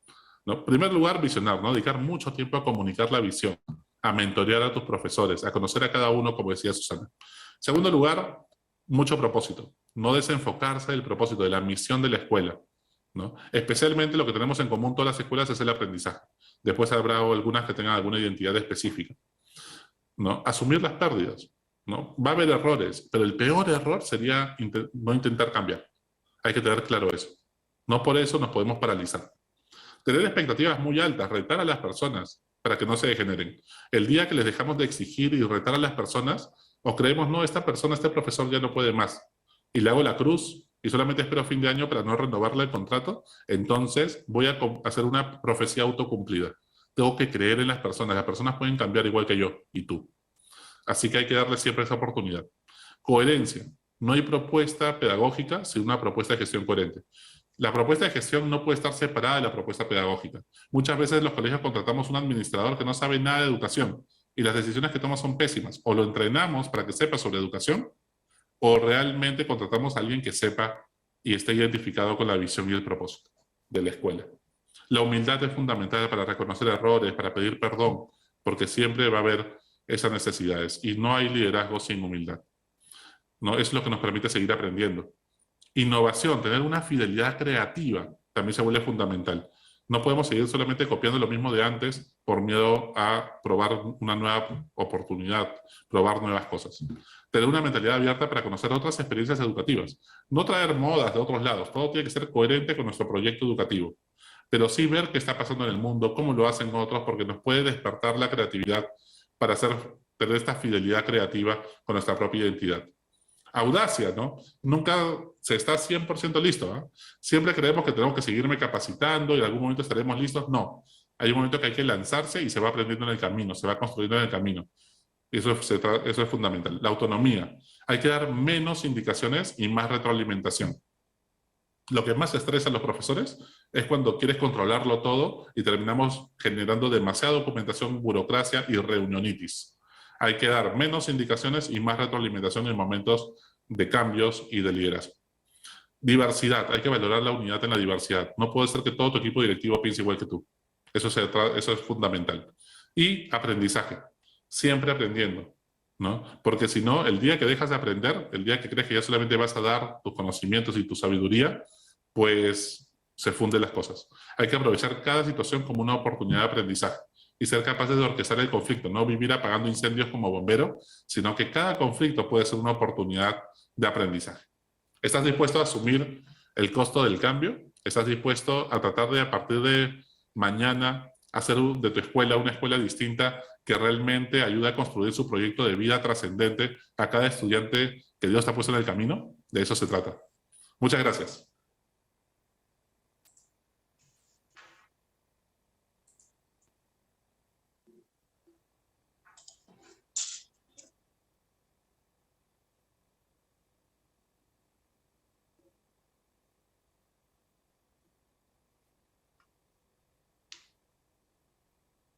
Listo, ahora sí, se había apagado el micrófono. Ya estamos. Edith, un segundito, vamos prendiendo tu cámara. No, le comentaba que la exposición de Elías ha sido muy potente. Me ha gustado eso de que, y es muy cierto, ¿eh? Si hacemos lo mismo de siempre, jamás vamos a promover un cambio, ¿eh? Hay que ser audaces. Y nunca vamos a estar totalmente listos para el cambio. Y estos tiempos de pandemia nos lo han demostrado, ¿no? Pasamos rápidamente a la virtualidad.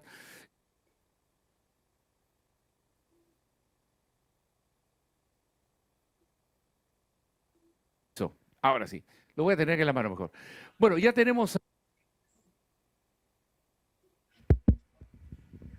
Edistio nos ha acompañado durante varias ediciones de nuestro encuentro de directores. Disculpe que... Creo que tampoco estamos listos siempre para el cambio de las pilas, ¿no? La batería ocurre, estamos con micrófonos inalámbricos y estamos en este momento en tiempo real. Bien, ¿estamos bien ahí? Perfecto. Muy bien. Les comentaba que Edicio Camere ha estado con nosotros en varios encuentros de directores. No puede hacer recepción hoy, pero esta vez nos va a acompañar para comentar ambas exposiciones de Susana, de Elías, para poder conversar con ellos y, cómo no, atender algunas inquietudes que pueden llegar de parte de ustedes, ellos directores que nos están atendiendo en este momento.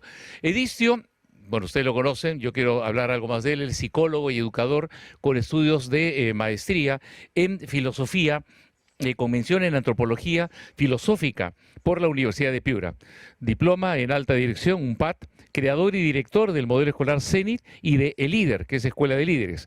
Es director gerente del Colegio Santa Margarita y presidente de la Asociación Civil de Promoción y Formación Humana Proforum. Actualmente es miembro del Consejo Nacional de Educación y con la editorial Planeta ha publicado el libro Educando para dejar huella, el camino de la relación profesor-alumno, libro reciente que ha sido ya publicado en marzo de este año y al cual Susana se ha referido en varios momentos. Edicio, un gusto tenerte nuevamente con nosotros y adelante, por favor. Muchas gracias, Gonzalo. Yo imagino que los directores como yo habrán gozado de las exposiciones tanto de Susana como de Elías. Yo voy a hacer un comentario breve, general, luego voy a entrar específicamente a cada ponencia, para luego pasar a las preguntas, ¿no? Creo que hemos asistido a unas propuestas de lo que es efectivamente el tema de la dirección, ¿no? He escuchado hablar de una misma moneda con dos caras. Si bien es cierto,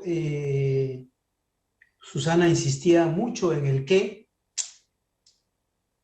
Elías ha insistido en el cómo, ¿no? Nos ha dado estrategias y Susana nos ha sentado las bases para el tema de la dirección. Sin embargo, en muchos momentos, como han podido ustedes advertir, ha habido, pues, se han entrelazado perfectamente, como si fuera una sola exposición, los conceptos, ¿no? Y eso me parece muy valioso. Yo creo que los directores tenemos acá mucho material para pensar. Yo creo que ese es digamos, el enfoque fundamental o la tarea fundamental, que es pensar lo que nos han contado para aplicarlo en este mismo escenario del retorno a clases, que al mismo tiempo marca un antes y un después. Yo creo que es el momento oportuno para aplicar los conceptos vertidos tanto por Susana como Elías.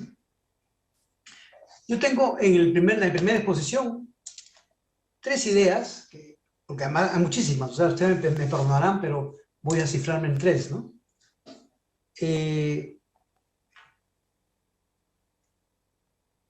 Susana puso el acento en una cosa que si uno la piensa, acaba renunciando a ser director, ¿no?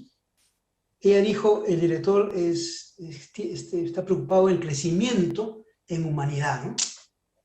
Que también podemos llamarle crecimiento en personalidad de las personas. O sea, es una meta muy interesante porque enfoca todas las habilidades directivas, las habilidades científicas, las habilidades de gestión, básicamente en que la comunidad, como también habló en su momento Elías, la comunidad educativa se haga mejor persona.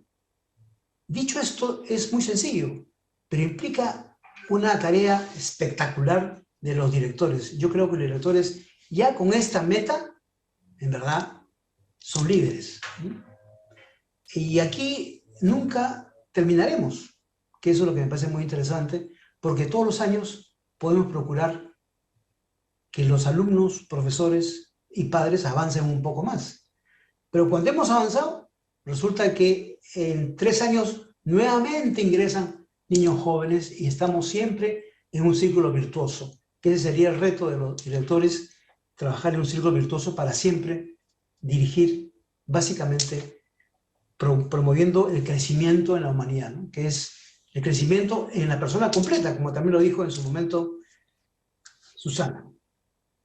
La otra idea que me parece interesante es que también la dijo Elías, ¿no? Es esta condición vinculante, ¿no? Esta condición del director de relacionarse. O sea, la escuela es un plexo de relaciones. O sea, la única institución de las personas fluyen constantemente y se vinculan es la escuela. Por tanto, el relacionarse es casi cantado lo que debe ser un director. Pero no una relación neutra, una relación para lo que han dicho ustedes, para conocer a los colaboradores, primero los directores, primero sus directivos, luego a los profesores y luego a los alumnos, o a través de cada uno a los alumnos, ¿no? Porque también hay una cosa que interesa mucho, ¿no? Que acá coincide con lo que también decía Fray Elías, que es que conocer para asociar. Interesa conocer a los profesores para asociarlos con la visión del colegio, ¿no? Que esa asociación conduce a la unidad, que también lo mencionaba Susana. Y por último, una tarea espectacular desde el punto de vista corporativo es esta capacidad que lo mencionaba Susana de potenciar en cada uno sus propias riquezas personales. Y estas riquezas personales, al potenciarlas, luego entrelazarlas con otras, con los compañeros y con los profesores, de manera tal que todos en conjunto aportemos a esta visión de una escuela que aprende. Pero claro, para potenciar y poner en valor las capacidades de cada uno, implica un ejercicio perfecto de liderazgo, ¿no? El caso de Fray Elías, también me permitiré 3 temas, no tengo más, mi querido Elías, pero haré el intento. Nos pone en una situación bien interesante que comienza, ¿no? El tema del cambio, ¿no? Innovación en el cambio, y pone el acento en lo que no ha dicho, pero se sobreentiende, en el tema de la resistencia al cambio, ¿no? Y nos propone unas estrategias muy bien labradas y muy bien concatenadas que tienen que conducir a que finalmente la escuela en su conjunto cambie, ¿no? Y propone el tema de la urgencia, pero claro, lo hace de una perspectiva pensada. Una urgencia no es un agobio, tampoco es un movimiento febril. Lo que nos plantea es una urgencia sosegada, ¿no? Una urgencia que hace incorporar a todos los estamentos de la escuela para caminar hacia el cambio, ¿no? O sea, no los empuja, no los violenta, sino simplemente los convoca. Ese es un tema muy interesante en su propuesta de sentido de urgencia, ¿no? Y luego habla de un elemento que es fundamental, ¿no? Que es la transformación de la cultura. Y lo dijo, si una escuela no cambia la cultura, todas las propuestas de cambio van a adelgazarse y van a quedar inactivas, ¿no? Inanes, porque no hay fuerza. Entonces, la cultura es el elemento que cada vez toma más fuerza a nivel de los directores. Y esta cultura lo tienen todas las escuelas, no solamente las públicas, perdón, no solamente las privadas, sino también las públicas. Porque las interacciones de los actores de la comunidad hacen la cultura. Pero sobre todo, y por eso que también me parece muy interesante los planteamientos, es, en ambos casos nos han dado un perfil de lo que debe hacer el director. Y cuando yo lo revisaba me parecía muy interesante porque esa cultura, además de las interacciones, depende de la toma de decisiones del director. Cuanto más acertada la toma de decisiones, cuanto más involucre a más elementos, la cultura comenzará a situarse. Y esto me parece importante, aunque no lo ha dicho directamente, pero la toma de decisiones es el elemento fundamental de toda decisión, de todo director.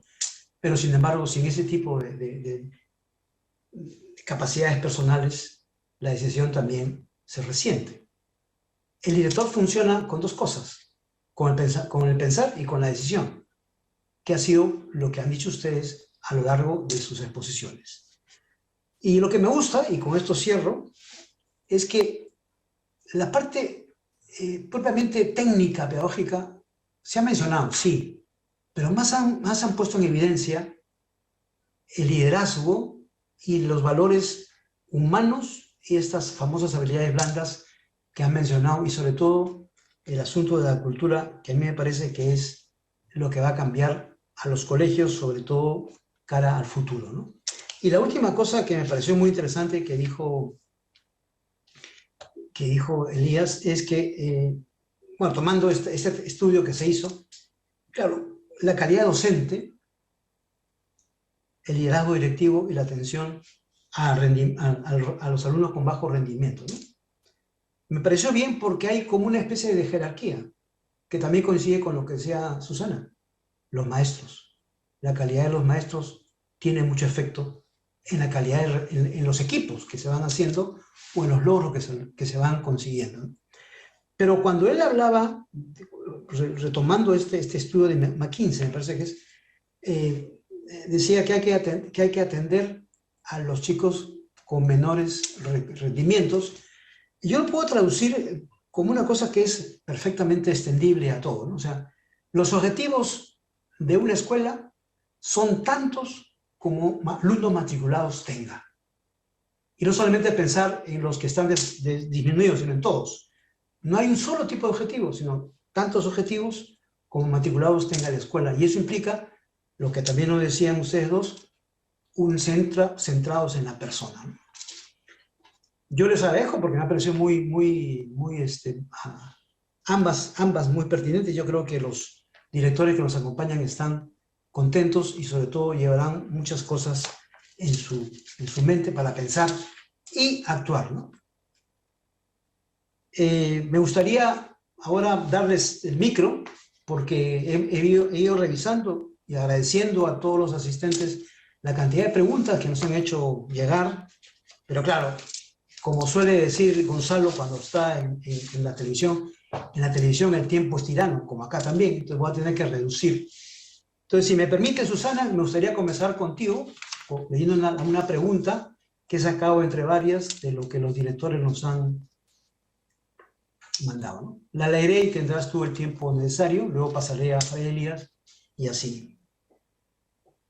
Una de las consecuencias, dice nuestro querido asistente, de la pandemia ha sido que ha demostrado que la educación es más que mera instrucción.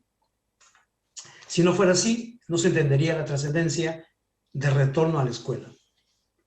De esta perspectiva, ¿cuál sería el principal desafío y las mejores competencias que deben acompañar al director con miras a impulsar el crecimiento en humanidad de los docentes y de los alumnos? Adelante, por favor. Gracias, Edicio. Muy interesante la pregunta, ¿no? Vamos a tratar de contestar brevemente en la medida que se puede. Es una pregunta importantísima. Para poder procurar el crecimiento en humanidad de los docentes, de los alumnos, el primero que tiene que crecer en humanidad es el director, ¿no? Y por eso reitero lo que ya tanto Fray Elías y yo misma hemos expuesto. El director tiene que conocerse a sí mismo, ¿no? Por ejemplo, preguntarse, oye, ¿de qué manera ha afectado la pandemia mi salud, mi tiempo, mis emociones, mi carácter, ¿no? Mi capacidad de trabajo. ¿De qué manera voy a acercarme para conocer a mis colaboradores, ¿no? Solamente se puede vincular quien establece un lazo de empatía, de comprensión, quien conoce lo que está viviendo cada uno de sus colaboradores, y luego eso irá como cascada, ¿no? O sea, la primera competencia que yo creo que hay que potenciar para crecer en esa humanidad es conocerse y conocer con quienes está trabajando. ¿Para qué? Para potenciar, como hemos dicho, sus talentos, para ayudarles a superar sus dificultades, ¿no? Luego, formar equipos de trabajo efectivos, lo que nos ha sugerido Elías, ¿no? Si yo conozco, puedo entonces decir, oye, este profesor puede liderar tal proyecto, ¿no? Este profesor puede apoyarnos más en, por ejemplo, que los docentes cuenten con estrategias para dar soporte emocional a los alumnos. A él se le da muy bien, o es una persona serena, o domina de repente ciertas dinámicas de integración o de manejo socioemocional, ¿no? Es importante también que el director puede hacer un pare, ese pararse a atender, ¿no?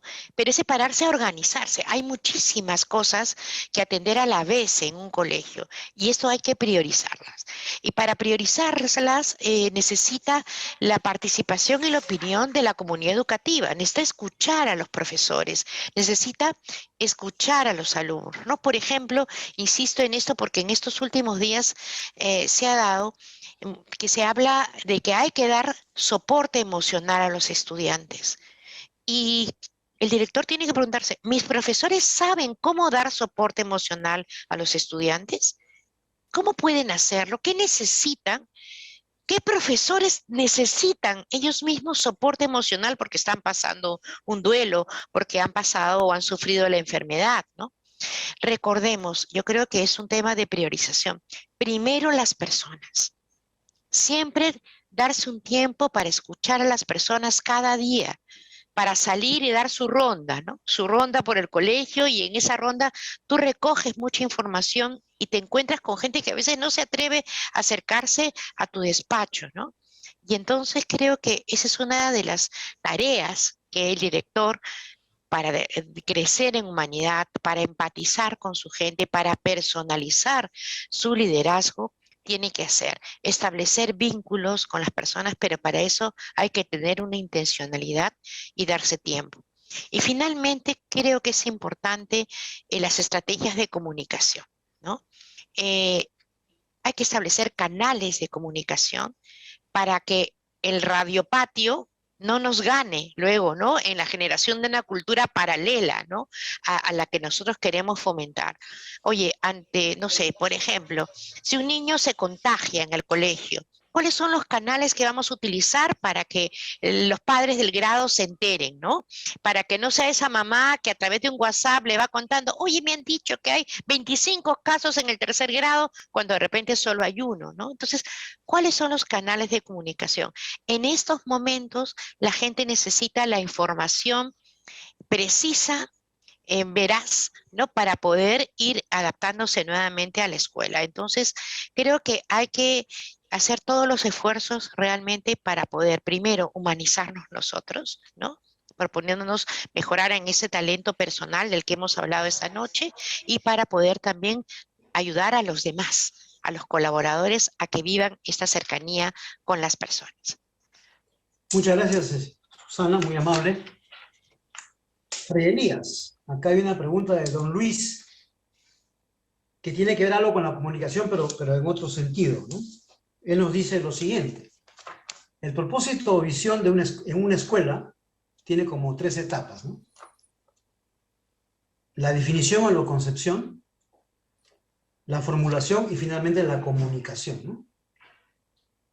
Pregunta: ¿cuáles serían las estrategias que un director debería utilizar para asociar a sus docentes con este propósito o con esta concepción del colegio? Adelante, Fray Elías. Bien, muchas gracias por la pregunta. Pues yo creo que lo primero es siempre tener clara la visión y la misión y el perfil de la escuela. El perfil tiene que ser no solamente de los estudiantes, sino de toda la comunidad de aprendizaje. Ese perfil tiene que estar ligado a la selección de personal. Entonces, por ejemplo, si yo sé que en mi escuela lo que buscamos es mucho el trabajo en equipo, el trabajo colaborativo y generar una comunidad de aprendizaje, pues no puedo tener una persona que prefiere trabajar de manera aislada. Podrá ser muy bueno enseñando su curso en otro colegio, pero si no trabaja de manera colegiada, pues probablemente no sea apropiado para mi escuela. Y eso tiene que detectarse desde selección de personal. Por ejemplo, si es muy importante, por ejemplo, en mi colegio la investigación, un profesor que no investiga y que no acostumbra a leer, pues desde selección de personal debo captar gente que vaya con ese perfil que mi colegio está buscando. Lo segundo es poder siempre tener espacios en las reuniones para reflexionar y cuestionar el porqué o el propósito y cómo cada proyecto educativo se está alineando a la visión, a la misión y al perfil de la escuela.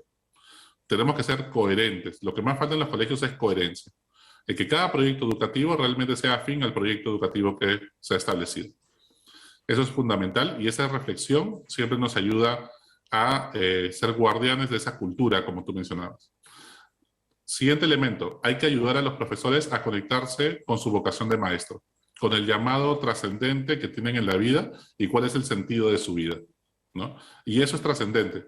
Eso no se lo puedes dar, pero sí puedes, porque siempre implica mucha libertad de la persona, pero en esos espacios de libertad también es importante motivar y propiciar espacios de reflexión donde los profesores puedan preguntarse cuál es el sentido de su vida, cuál es mi vocación de maestro, conectar en mi historia personal por qué yo me he hecho maestro. Puede haber muchas vicisitudes. Mira, yo quizá quería al comienzo estudiar medicina y terminé siendo profesor de biología, como nos pasa a muchos.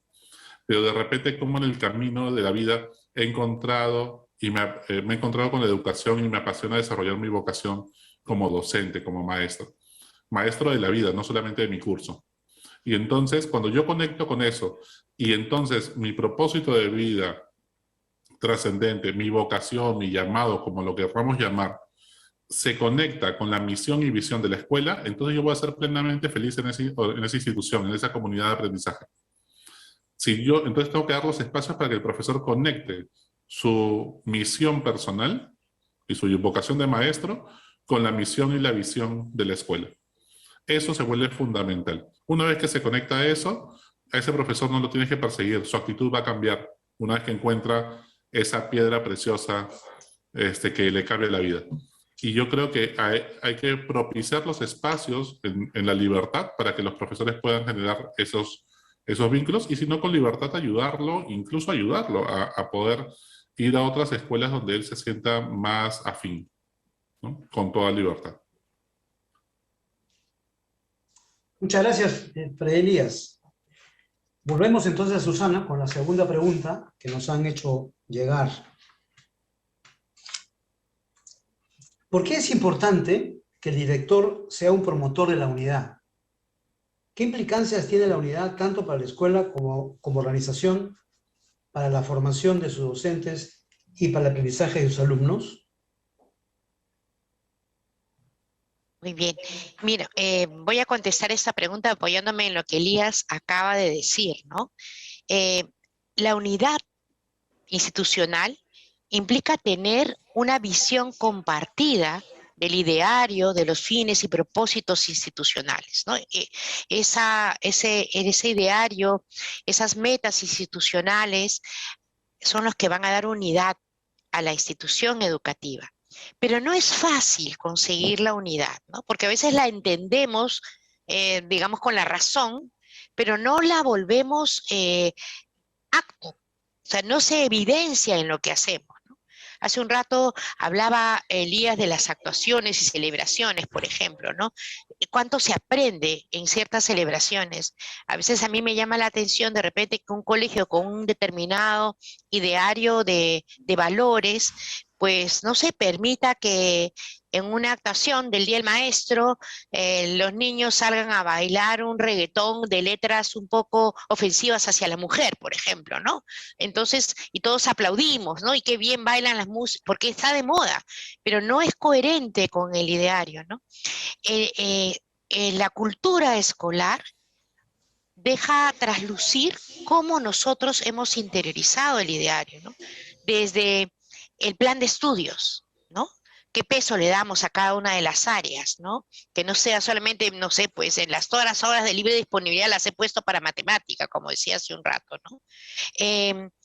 La decoración de un aula, ¿no? La ambientación de un aula, el tipo de proyectos de aprendizaje que se proponen, todo esto tiene que guardar unidad con el ideario.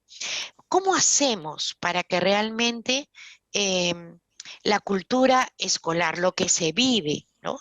Todo el estilo educativo del colegio sea evidencia de aquello que proponemos, que haya una coherencia entre lo que se propone, lo que se hace y lo que se percibe? Esto no es fácil de conseguir y por lo tanto decíamos que en el día a día el director ha de recordar el sentido de propósito que tiene tal proyecto, ¿no? Tal innovación, tal propuesta educativa o tal acción, ¿no? Voy a poner así para terminar con un ejemplo. Hace unos días estaba conversando con unos directores y me contaban que los niños han regresado de la pandemia bastante violentos y agresivos. Y había un niño especialmente que en el mes ya había golpeado como a 4 compañeros. Y ya lo habían llamado y le habían dicho, pues, y le habían leído, ¿no? Mira, el reglamento dice tal cosa, si tú golpeas tienes tal sanción, etcétera, etcétera, ¿no? Y entonces, y bueno, pues si este niño sigue golpeando, vamos a tener que tomar medidas extremas, ¿no? Aparte de registrarlo en el CICB, etcétera, etcétera, de repente vas a tener que suspenderlo. Y entonces yo pregunto, ¿no? ¿Y alguien ha hablado con el niño? ¿Qué le pasa? ¿Qué tiene? ¿Y si hay violencia en su casa? ¿O qué temores tiene? Entonces, claro, todos se miraron y a veces sucede lo que algunos líderes educativos dicen, ¿no? Hablamos mucho de Juan, pero no hablamos con Juan, ¿no? Si en tu diario dice que tú quieres una formación integral, que te interesan las personas, que realmente tú quieres promover el máximo desarrollo posible de cada uno de tus alumnos, pues eso implica que se vea en la práctica, que se vea, por ejemplo, cómo gestionas estos casos y como líder le recuerdes a los profesores, nos interesan las personas en su singularidad, conocer su contexto para poder juzgar la realidad y, como tú decías, tomar decisiones. Entonces, la unidad institucional implica que haya una congruencia, que haya una coherencia entre lo que se propone y lo que se hace en el día a día. Y ese es uno de los roles principales del líder, de recordar y de tener una postura principista, vamos a decir, frente a las situaciones que en el día a día se viven en la escuela. Muchísimas gracias, Susana, muy amable. Pasemos entonces con Fray Elías. La última pregunta. Después de 2 años en la virtualidad, ¿la transformación cultural de los centros educativos es un desafío al que se debe enfrentar? Si es así, ¿en qué aspectos incidir? ¿En la relación directores-docentes, en la relación de alumnos-docentes o en la relación colegio-familia, etcétera? Adelante, por favor. Muchas gracias, Alicia. Como decíamos siempre, ante un problema sistémico como es la educación, se necesita un enfoque y una solución sistémica, ¿no? Creo que en el trabajo, en la relación con los docentes, tanto con las familias, ¿qué se da? Muchas veces lo que nos pasa es que los directores también somos seres humanos, los equipos directivos somos seres humanos y pues emocionalmente cuando recibimos críticas por todos lados, muchas veces, como decía Susana en algún momento y me hacía recordar mucho cuando era director, que te agarran en el pasillo porque dicen, por fin lo veo, esta es la oportunidad. Así que de una vez le digo lo que quiero pues lograr o que me dé el pase para hacer alguna actividad y te agarran en frío mientras que caminas a algún lugar. Todas esas situaciones pues lo que generan es que hace que uno poco a poco se vaya blindando porque emocionalmente es duro, es difícil estar constantemente liderando. Y entonces te encuentras con muchos directores que ya no salen y han creado de su oficina un búnker por poco y se tapan con las cortinas, cierran las cortinas, tapan las ventanas, ¿no? De repente hay una actuación, llego a último momento, rodeado como de guardaespaldas por mis directivos, para que ningún padre de familia se atreva a acercarse y si no lo atajan, ¿no? A los estudiantes mucho menos, ¿no? Muchas veces los subestimo y no me acerco a ellos en los recreos. Entonces, qué importante es, pues, hacer tripas corazón, entender que es necesario y hablar desde la vulnerabilidad, desde la fragilidad, ser capaz de volver a tender puentes, a tender vínculos y realmente soportar esa tensión emocional, ¿no? Con madurez y ser capaces de poder, por un propósito mayor que tenemos, que es el aprendizaje de todos, y poder acercarse a las personas. Y volver a acercarse a las personas significará generar vínculos sanos. Vínculos sanos significa vínculos que ayuden a generar aprendizaje y crecimiento de las personas, sin chantajes emocionales. ¿Cuántas veces un gesto nuestro genera chantajes emocionales? No, yo recuerdo cuando iba caminando por el colegio, la primera vez que era director, con 28 años, en el San Agustín de Chiclayo, y de repente iba caminando hacia Inicial, y yo no sé cómo, porque no había tantos celulares en esa época, y ya escuchaba que avisaban, viene Fray Elías, y de repente todo el mundo comenzaba a ordenarse, escuchabas carpetas que se movían, todo el mundo en silencio, pórtense bien porque viene Fray Elías, escuchabas a 50 metros, y después decían, te saludaban con una sonrisa y esperaban que los niños te tengan aprecio, ¿no? Obviamente los niños te veían como el cuco por lo que transmitían los profesores, ¿no? Entonces, volver a establecer y relanzar vínculos de manera mucho más sana es fundamental. ¿Cuántas veces también se prestan manipulaciones? ¿Cuántas veces solamente contamos con el mismo grupito de profesores para hacer todas las actividades? A un grupo lo matamos haciendo todo y a las otras personas, a los otros profesores no contamos con ellos. Y al final les preguntas a un grupo y te dicen, sí, nosotros hacemos todo y los demás no ayudan. Hablas con el otro grupo y nunca nos dejan hacer nada. Entonces hay que comenzar a generar, pues en una equidad, a comenzar a generar vínculos saludables con todos, tender puentes con todos, sin chantaje, sin celos posesivos, sin grupitos de preferencia, porque nosotros mismos muchas veces con nuestros chismes y críticas generamos las divisiones. Entonces es muy importante y a cada uno lo que necesita para ayudarlos a crecer, ¿no? Esos vínculos sanos, tanto con profesores, con padres de familia. Qué importante es acercarse a los padres de familia y quitarnos la idea, porque muchas veces, claro, nos quedamos pensando más en los 5 padres de familia que son complicados, que en ningún colegio faltan, ¿no? Que se ha vuelto community manager del salón de clases. Entonces, pensamos en esos 5 cuando hablamos o mandamos un comunicado a los 800 padres de familia. Y no podemos funcionar así, porque funcionamos de manera reactiva. Entonces tenemos que entender profundamente que hay diferentes papás que están en diferentes niveles de comprender lo que está pasando en la escuela, con sus hijos y demás. Y buscar aliados, buscar conversar con todos. Cada uno necesita diferente tipo de información y eso también se vuelve fundamental. No nos centremos solamente en pensar y hablar con todos como si estuviéramos con los 3 más complicados que, claro, absorben nuestra mente y nuestros sueños y pesadillas. Entonces, así comenzamos poco a poco a salir del blindaje que nos hemos creado y comenzar a tener esos vínculos. Y cuando estamos en esos vínculos, igual con los estudiantes, en los recreos tenemos que estar los directivos. Los recreos debe ser como que uno va a clase, igual los recreos, entrada y salida, tiene que estar con las personas. No podemos encerrarnos en un búnker. Y entonces inmediatamente la cultura la comenzamos a permear a través, porque la gente aprende por imitación y por las expectativas que generamos, por el tipo de vínculo que generamos. Y siempre como un vínculo, entender el liderazgo como servicio. Yo recuerdo una anécdota cuando recién fui director en Lima, en la cual en todas las actividades no invitaban a la gente de mantenimiento, ni siquiera para celebrar Navidad. Y éramos un colegio religioso. Entonces, y al final cuando los invitamos, dijeron, claro, ¿cómo no van a ir? No me pasaba por la mente que no pudieran ir, ¿no? Y claro, al final todo el mundo esperaba que el director se sirva primero, después todos los religiosos, y claro, era casi por orden de mando, hasta los de mantenimiento ya cogían lo que sobraba. Entonces invertimos el orden, y la gente estaba escandalizada de por qué, y no sabían cómo hacer. Es más, vi algunos directivos tratando de separar un poco de comida para que nos llegue igual la mejor parte a los que íbamos a estar al final. Entonces, y vernos hacer una cola era casi una locura. Entonces, necesitamos entender que el liderazgo es un ejercicio de servicio. Muchas gracias, Fray Elías. Yo, en nombre de todos los asistentes, voy a darles un aplauso virtual. Fuerte. Gracias.